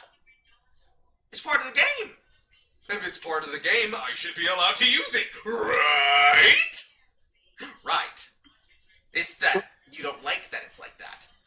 In the same breath that you say, it's really great that I have a better ability to play with my friends, you also say, but it's really shitty that I keep getting invaded by all these people, like go find someone else. There are times where it definitely feels like that. I know I complained about it once when I was inside the fucking Scarlet Rot Swamp, dealing with the other fucking commander, who is honestly too fucking skilled for the level. But it's part of the game. If I don't want to get invaded, I have found a way to do it myself. And I did. However, does it loosen the enjoyment? That depends. Online actions are not rated by the ESRB for a reason. But if the argument is, I should be allowed to do what I want because I bought the game, that's not how it works. That's never been how it works. But more importantly, as long as you're having the fun that you want, you are allowed to do what you want to do. If you want to spoil yourself and cheat your way through the game, you can do that. But do understand that it's going to make us look at you differently and talk to you differently when you try to have a conversation about this experience that you had. Because we're not playing the same game. When you remove all of the difficulty in the game, and then you present a piece of work that's supposed to be in-depth and understanding, and you're not doing the cheating for something that would really matter. Shit! Now I'm fighting a even bigger crab now. Oh, I killed it. Okay, thank God. Oh my God. It's alright, because I killed it. Unless the cheating that you're doing is for something that is very important, like you're doing data dumps of data that you're mining, so that you can learn the exact values that control damage calculations, or the particular iframe data, similar to the exact same frame data that's used in fighting games, so that you can learn how to optimize your playstyle, or learn how safe or how dangerous a move is on or off block. Unless that is the kind of thing that you are doing, and we know that it's not, because the exact 5, literally the last 5 articles published by IGN and Kotaku and Polygon directly came from the YouTube user Zolly the Witch. Go follow her channel, it's really great. What actually happens is that you cheat at the game, and then you write a bullshit article that you stole from somebody else. And then you present that as good. Then when you get flamed for not doing your job, like you did during Sekiro, when a developer slash investigator slash reporter slash free column journalist for Kotaku pronounced how they were happy that they cheated at a boss they couldn't win, you lose the right to say anything about difficulty. Because what difficulty are you facing when you have infinite health? We're not playing the same game. Where where you are powering your way through a boss that I struggled for 5 hours to beat. It is not the same game. When you are relying on other people to win for you. Oh, God damn it! This time I was killed. I was killed by these bulbous head freaks with staffs. You're at Raya Lucaria, aren't you? I'm in. I don't know. I keep forgetting the titles of these stages. Are you in? I'm at a very watery place where there are crabs. Yes, you're in Linernia.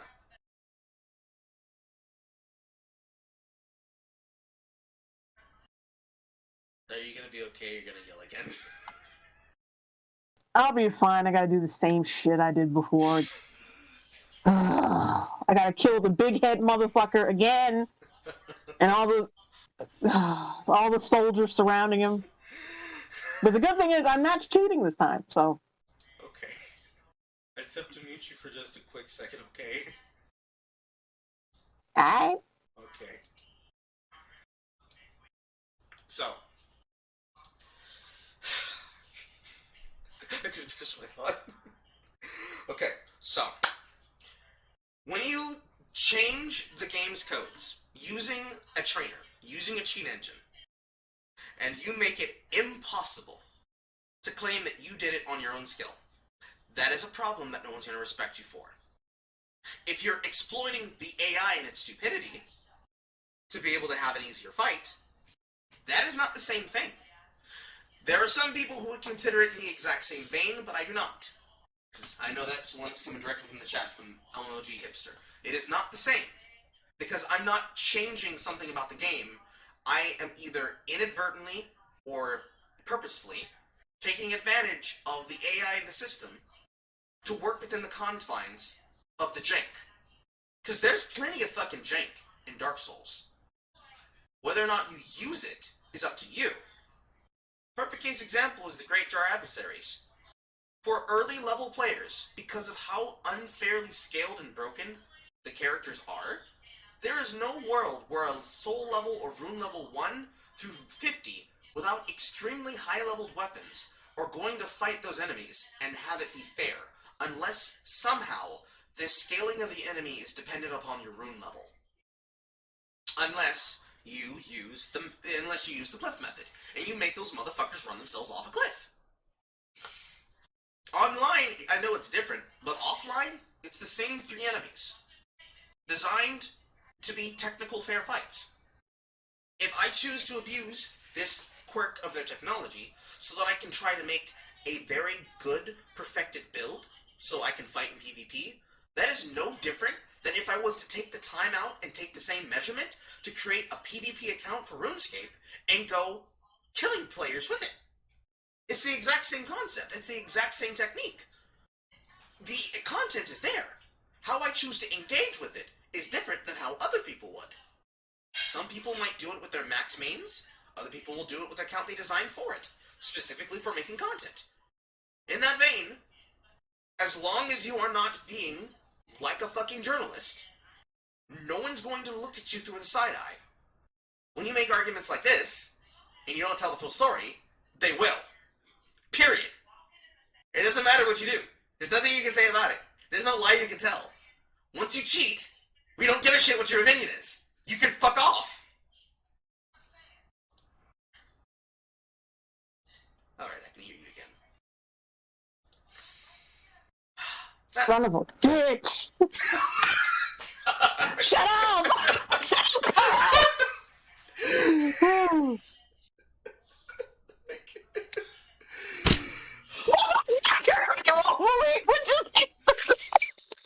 Okay, I killed some dudes and I thought I was safe, so I was about to take some of my life Gatorade, but then I got hit with an arrow.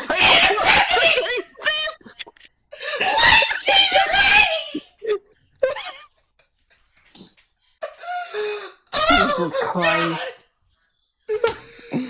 Oh, you're killing me. I wish I had gotten that on, like, recorded, because that was hilarious.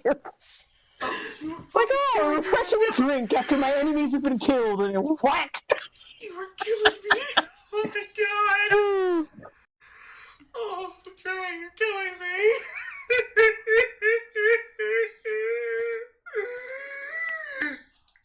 Oh.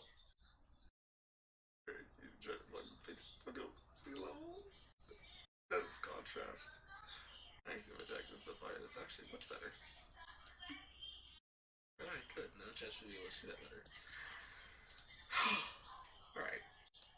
Now that we finally got that diatribe out after listening to Jay die. Formative game design, and just, God, I'm tired of it. That's what I thought as my Twitter replies were inundated. I actually don't want to hear it anymore. The fan base... So, mute the trend? Mute everything. Put your account on private.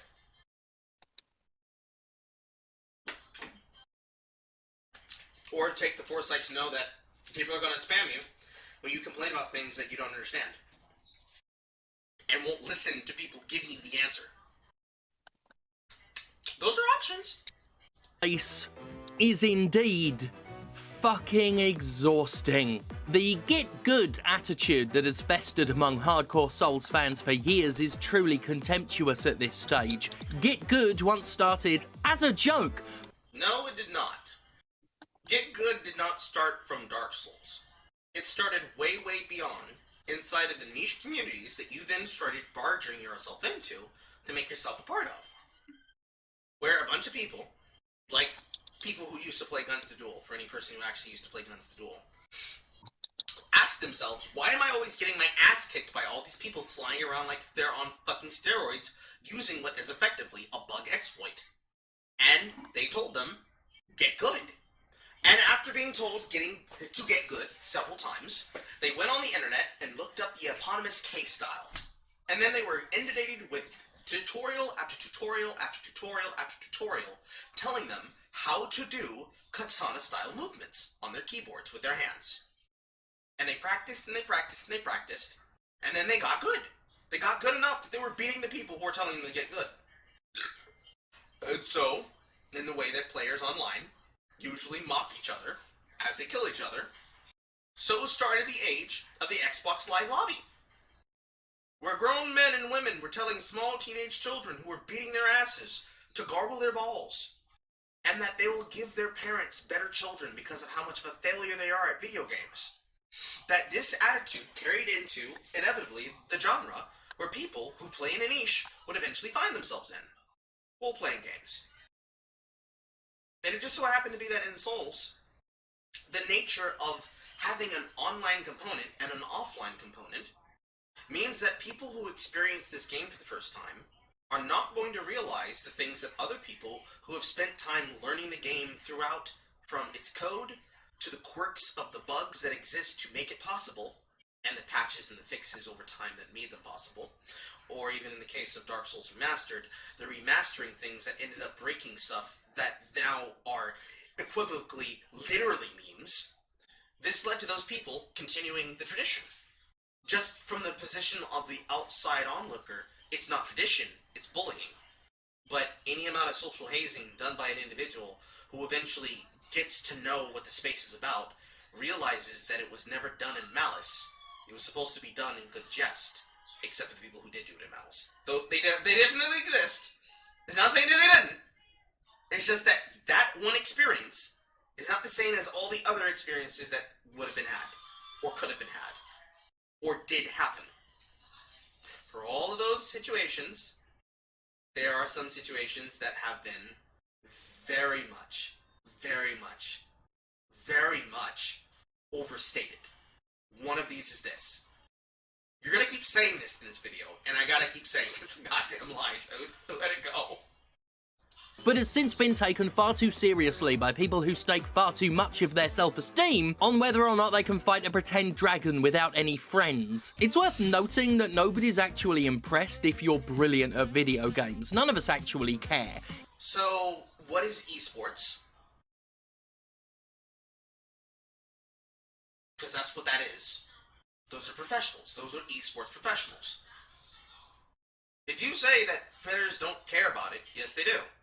That's why Aurora, and Peeve, and Zoli the Witch, and other users like Lost are big in the Soulsborne community for being PvP players. Not just because of the same thing that Horhesto and Gellet do, where they just decimate a game with a no-hit run, but the fact that they create build after build, and make weapon after weapon, and design situations and the counters to the situations to successfully be able to pull off good invasions. Sometimes they win, sometimes they lose, but people flock to them because of how good they are. It's the same thing that made people like Moon popular as streamers, or the same thing that made somebody like Shroud known as a fucking test subject with how good he is at FPS games. So right now you're lying. But past the idea of esports, and past the idea of streamers, if you are exceptionally good at a thing, and you're also humble about it, or you created a community around yourself to have the same energy as the thing you're doing, which, if you're an aggressive person like the Shinshin, or you're any of the streamers that have ever been known for being ragers, if that's the thing you do, and it's a meme inside your community, yeah, they do care. Maybe not the wider internet, but they probably don't care about the wider internet, maybe. Why would you think that that was a point? In fact, the more you brag about it as if it's worth a damn, the more we think you're fucking pathetic. Okay, that's harsh. It's okay to feel accomplished at making your way through a particularly challenging video game, but... No, it's not. You just said that it's not. Hey man, I was finally able to beat that boss after 5 hours and 30 minutes. Shut the fuck up, Carl. Nobody fucking cares. Let me goddamn dick, you little bitch. That's what you just said. Which one is it? It can't be both. But once you start talking about it as if it makes you better than other people, if you start sneering at those who needed help and bemoaning video games being made more welcoming to newcomers or those with disabilities, you can... That is not what people had as a problem when video game discussions about difficulties came up. That's why I explained that. It wasn't about making the games more welcoming and more becoming to players. It was literally individuals going out of their ways to demonstrate how actually they know more than you, they're more accepting than you, and they're going to replace you while they're doing it too. Cap! just go ahead and fuck yourself. Literally, fuck yourself, because Lord knows I don't think you should inflict your pointless little genitals on anybody else. There's no debate. So now we're insulting people's intelligence, we're insulting their emotional cores, and we're insulting body anatomy. Man, that sounds toxic. Are you being toxic, Jimqusition? I think they're being toxic. Jay, not saying anything. Are you okay? I'm doing something. I'm listening to you, but I'm doing something. I was worried you were like, oh, she's super focused. She must have finally gotten there. To be had here. No argument. I could actually provide a litany of reasons why accessibility in a video game is good. I could point you... I can actually stop you right there and do it myself. It's great to have a game be accessible to people in a modern audience because you're able to diversify a field for being able to make more money off the thing. Instead of just targeting one demographic, you can target every demographic. But much like how you can target those demographics to try and reach to things that speak to the elements of what is actual accessibility things, haptic controllers, customizable button mapping, overall sensitivity and understanding for those who are going to be auditorily and audiovisually challenged, not the same thing. If you're going to try to get more help to add more languages to support the game in question so that people can be able to hear it in a language other than English, if they're able to do that for not just translations but also for actual text, in all ways that would prevent a person from playing the game, which is what accessibility is. Your ability to play the game, not the skill necessary to beat the game. All of these things concerned within the mind of a good studio is going to allow for any person, even you, to be able to play it. However, that does not correlate to positive things in terms of sales. Because when you try to label accessibility, as I just explained it, being the same as taking shit out of the game because you think you know better than the developers, which is the difference of accessibility as design and difficulty, and design as difficulty, you are directly changing the vision of the artist. And if you believe that games are art, you are indisputably destroying the very art the artiste made. If the difficulty of something is directly meant to be analogous to why it's important. If getting your ass whooped by Melania, the blade of Mikola, is supposed to be hard because she's literally never known defeat, if you decide to take away all of the things that a person can consider hard about her, for my example, if I took away her waterfall dance, if I coded it so that she could not use it in a chain, one after another, if I took out her grab so that she just can't immediately destroy your health bar, doing literally 1,800 damage in a single grab, if I change all the things about her that a normal, unprepared player would think is not difficult, do you think that would have an effect on how they view the wonderful design of the game? I would say it would. And unfortunately, you just told all those people that think, hey, if you used a cheat engine to cheat through that fight, I'm not going to respect you, as being people who have small penises that deserve to only fuck themselves. Yeah! That's based! Super based! You to Laura Kate Dale's Accessibility series. In fact, actually go look at that series, it's very good. But to make the arguments here on this show, I feel like I'd be wasting my goddamn time, because they just need to be said again the next time a hard game is released and gamers TM glom onto it to swing their dicks around. Let me just say this. Plain as day. The more accessibility options a video game has, the better. And that's just that. That's just the way it is.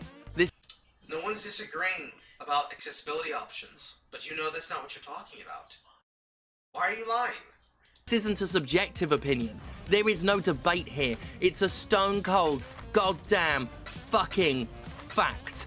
Literally, every game is better when it has more accessibility options, and the more accessibility options literally every game has, the better. Like, it's never made sense to me that anybody would have a problem with more people enjoying a good game. First of all, more people having a nice time is never bad. Why would you not want other people to have a nice time unless you're a misanthropic shitfucker? Second of all, if you love these... Oh, now we're just insulting people. Again. For the 5th time. Congratulations. games as much as you claim, surely you want more people to enjoy it. The more successful the game is, the more it reaches people, the more money it'll make, the more content will be made available, the more game you will have to enjoy. Plus, the more successful a game is, the more people that it reaches, the happier the developers will be. And do they not deserve to be happy after making you happy? The only people who would, in fact, have a problem with that are pricks. Gatekeeping. Elitist. Sad. Gatekeeping, yes. Elitists, no. Because you're trying to gatekeep people in the same breath that you're saying that they need to not gatekeep. Man, I feel like we've been here before. I'm pretty sure we've been here before. Little pricks. And this is why I decided to make no substantive arguments in favour of accessibility today, because the people who need to hear it explicitly don't want to. They don't care. They're selfish. They only view these games through the single lens of how they want to play it. Do you mean like the same way that you are? While you're claiming that they don't care? They engage with the medium, and what they believe is the one true way to experience video games. Anything that dares to challenge or confront that is met with hostility. Because on the whole, a lot of these people only know or care about video games. They don't have other interests. If there's one thing Gamergate taught us, with all its gatekeeping... Oh my god!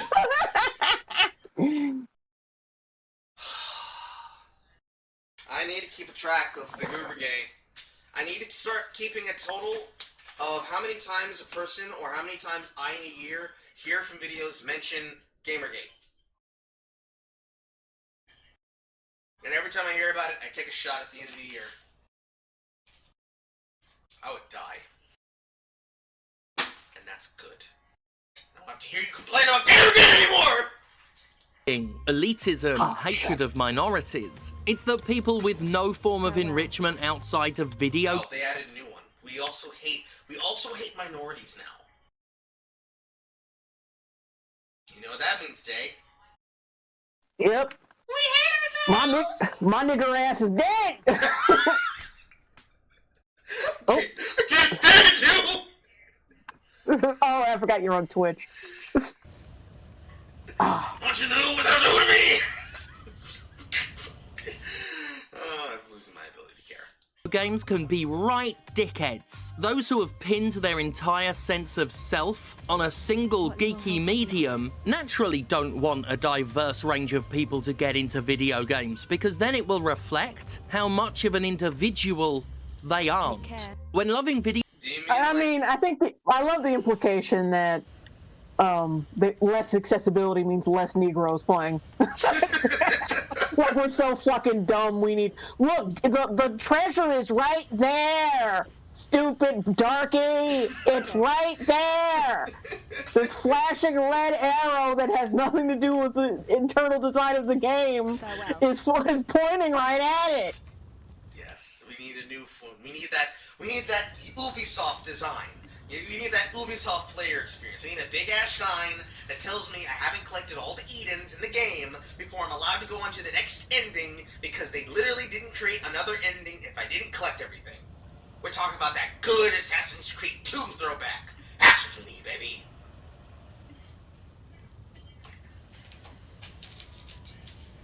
I need the map to be updated with icons and tell me where to go. I need DLC for horse armor, because of course I do. And then just have a little extra DLC that puts a trans flag on the codpiece so that you know that this is a princess wand. That's what we gotta have, guys. Come on. It's time. It's time to get with the times. Video games became mainstream, a lot of people who love only video games didn't feel special anymore. So to the supposed From Software fans, the really hardcore ones who get way too invested in this shit, please stop. You'll be on the point crossed by the Undertale fan community at this point, which I say, as a huge Undertale fan, your endlessly antagonistic and frankly miserable attitudes whenever a new game comes out just puts people the fuck off. Which I guess is indeed what you want. You clearly want to limit the number of people who can enjoy these games, but speaking as someone who really enjoys From Software's output, it's just fucking draining at this point. And you know, for all of your self-aggrandizing, for all of your representing yourself as a true... So now we've gone from the speaking tone of, here's my opinion piece of games, to a lecture to the supposed hardcore players.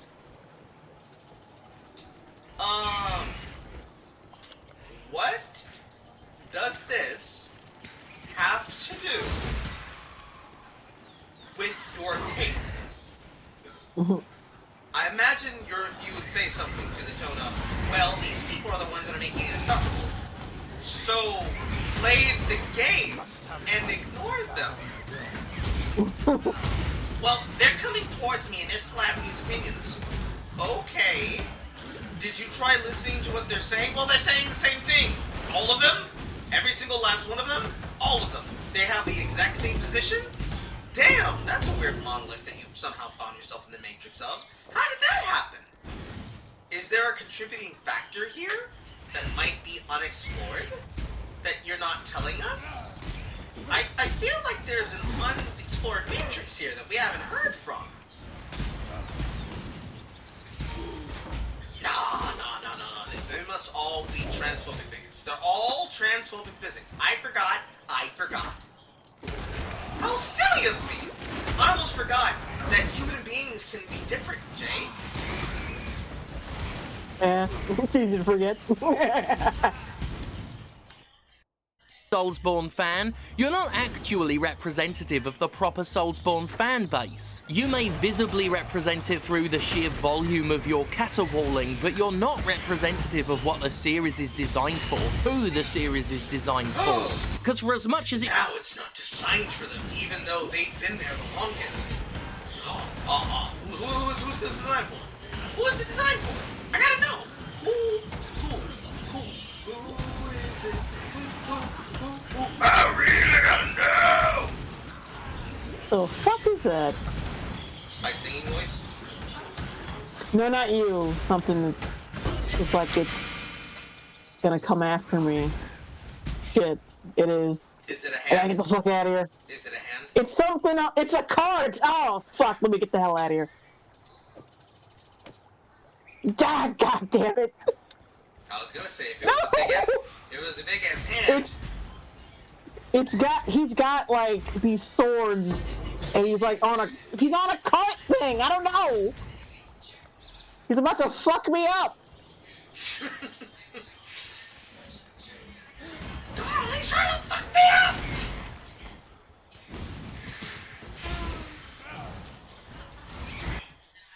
It challenges and punishes a player. It's a series of jolly cooperation, of experiencing hardship together, and despite the ability to invade the worlds and ruin the lives of other players, in the face of its overwhelming Ruin the challenge, the lives, Soulsborne okay. series is ultimately about not being a fucking dick to other people. Is it? I thought it was about how this is a broken world that has to be mended by people with different worldviews, and that all those people moving towards those goals have different paths and different perspectives, and that in this world, literally starting with the Age of Fire, what was supposed to happen was that the cinders were meant to burn out, but people kept keeping it alive, in spite that it was not coming to its natural end. You know, the story of the game! How silly of me! Of course! It's all about what you say it is! How could I have forgotten? Oh my god, my head wasn't attached. It come rolling off.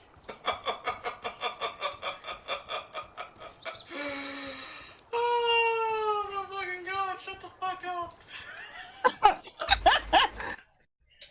Let me explain that point. Many years ago, when Demon... Oh, you need to explain that point? You need to explain the reason why you just pejoratively attacked the supposed audience listening to your video? Accusing them of something that they're fucking not? Damn! Souls was released, I made this argument that it is one of the best multiplayer experiences, and I wasn't actually talking about any of the cooperative or invasive elements of the game. I was actually talking about the little phantoms you see of other players existing in the world in the same areas as you. If you are unfamiliar, Elden Ring does this as well. You see very temporary glimmers of other players in the same area as you, performing actions in real time. Just the character models rolling, fighting, exploring, whatever. And I absolutely loved that as a concept, because to me it sent the message that even if you're on your own, you and a whole bunch of other players are suffering together. And that to me was a very crucial point of that. The entire point of the Phantom system is actually a warning system to tell you, hey, these people died. You want to see how that happened? And inferring from those deaths what you need to do to not die yourself. You could say that that's a superficial thing to compare it to. That, well, we're all dying to the same thing, so it's like we're experiencing it together. But I'm going to go ahead and retract back to the thing I just said about if you're not playing through the game the way that everyone else is, at least not cheating, that this is not going to resound the same way. That's part of that. Because you see, if you aren't playing online, like I did, you don't see those phantoms at all. Ever. So, you don't ever get that notice. Now that's a unique case, but this is very important. Because, if you're playing online, in comes the messages. This would have been the smarter thing to reference, because this is actually something that's important. Other players communicating to you throughout the worlds with these messages, and leaving the messages that are either actual advice to literal memes, like try finger butthole. The jokes are what bind people together. And that first week, first month, first year experience is what people look back on as being a part of what would make them feel the way that they would feel about the games. Don't you know? That's what those supposed players that think so much of themselves are referencing. When they say to you, hey, don't fuck with my game's design, please. Even disabled players can be able to play this. All they have to do is figure out these few things. when you tell them, shut up, Darky, nobody cares about your opinion, what do you think you know about this game? That's what they're talking about. That's what they're referencing. You might have not have said those exact words, but you do understand that's the energy you said when you told them that you know the game better than the designers do. This nature of overcoming things doesn't exist in a world where you think you know best, and you kind of have to fuck off immediately. Okay? Okay. There's no excuse you can make for it. Just leave. Just leave or play the video game and complain and find new problems. Please, thank you. Oh, okay, I beat him. Damn. Yay. Experience. You might be facing all of these hardships. Now back on my horse. On your own, but so is everybody else. Shared suffering. It's better than suffering on your own. I certainly know that when I looks like you're suffering all on your own already, my guy. I find myself wishing everybody else was. So yeah, that's what the Soulsborne series has always meant to me. Shared suffering, shared pain. And I think a lot of the people who truly love that series sort of embrace. We see this in the messages that are left on the floor for other players, warning them of impending doom. We see this with the amount of players that actually post up for cooperative play, which is one of my favourite things to do. You know, I'm very much a dedicated Sunbro. I'm all about the co-op. And that's what I... Jim,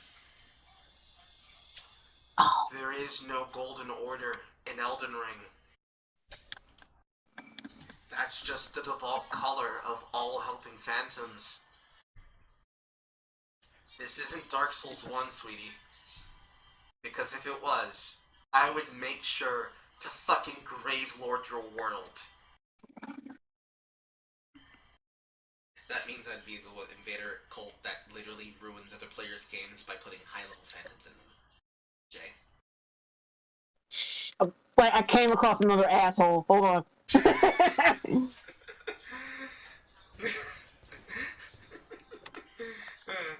I mean, he's on a horse and I got off mine. At video games than you. Damn it! I am just the best one because I understand video games and you don't. Prick. Thank God for me. Hello, boners. The fucking eye wink, oh my god. My spine! It's right up my fucking corner. Right up my fucking butt spine! Ooh! It's James Stephanie Sterling here, just... James Stephanie Sterling. Oh god. Who told you to name yourself that? Oh no!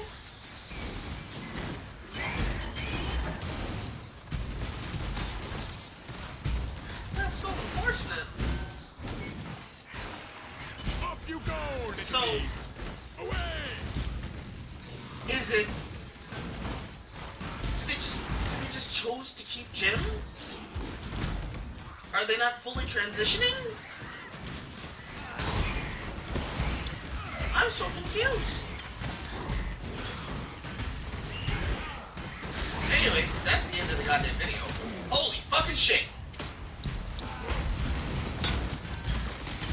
So, Jimqusition has a horrible outlook on what the Soulsborne series is about. That's not a really grand shocker. But what's worse is that they just hate people, I guess. Which is also not a shocker. But they're just out here having these whole ass crypto posts. I can't. I shall not. I won't. And I will continue not to.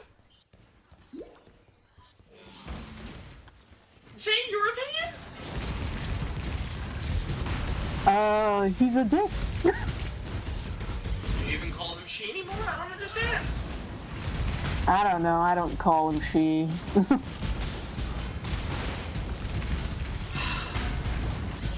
Well, any fucking who. Hopefully, this this doesn't become a piece of media in the future that will end up being part of a video by Carl that may be used as a part of discussion in the future. Otherwise, everything we just saw here is going to be really embarrassing. Is he hinting to something in the future, or is Carl just being an asshole? You decide! Meanwhile, that will be the end of the stream. Let's go to the comments before I leave. This is another horse bastard. We just wanted to play video games in the SGW, and the third wave feminists couldn't let us without being involved in things because they didn't actually watch or play themselves. Hypocrisy at its finest. Is Life is Strange a good game series, in your opinion? That's a loaded question. Are they good games in terms of commercial quality? No. Are they good games in terms of writing? Abso-fucking-lutely not. These French bastards embarrassed me. And our country. The video game wrote a teenage girl in a way that only could really be understood by any person who read My Immortal. And it shows. Even now, years removed. The sequel is bad. The threequel was bad. And the prequel was bad. As well as the original game being bad. But commercially, they sold gangbusters. And so we're gonna be stuck with them forever. Just wanted you to know I value thought and diversity. I do too. Unfortunately, there is no diversity of thought, let alone any thought at all happening in these people's heads. What if you die of a physics bug, e.g. is it an exception to get good? If you die because of a bug in the game... Oh, crap. ...that happens to you, and you literally don't know how to resolve the problem, and even if you did, it's still something that is literally, this should have been play tested, I shouldn't have died to that, that is not your fault. I know that went along with your questions of exploiting the AI, but I didn't have time to read it at the time.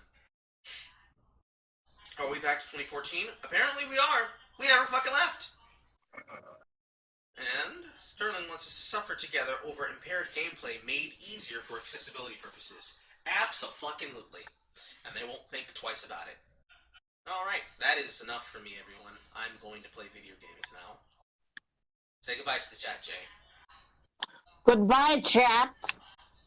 Bye, everyone. I'll see you next time. Same bat time, same Carl channel.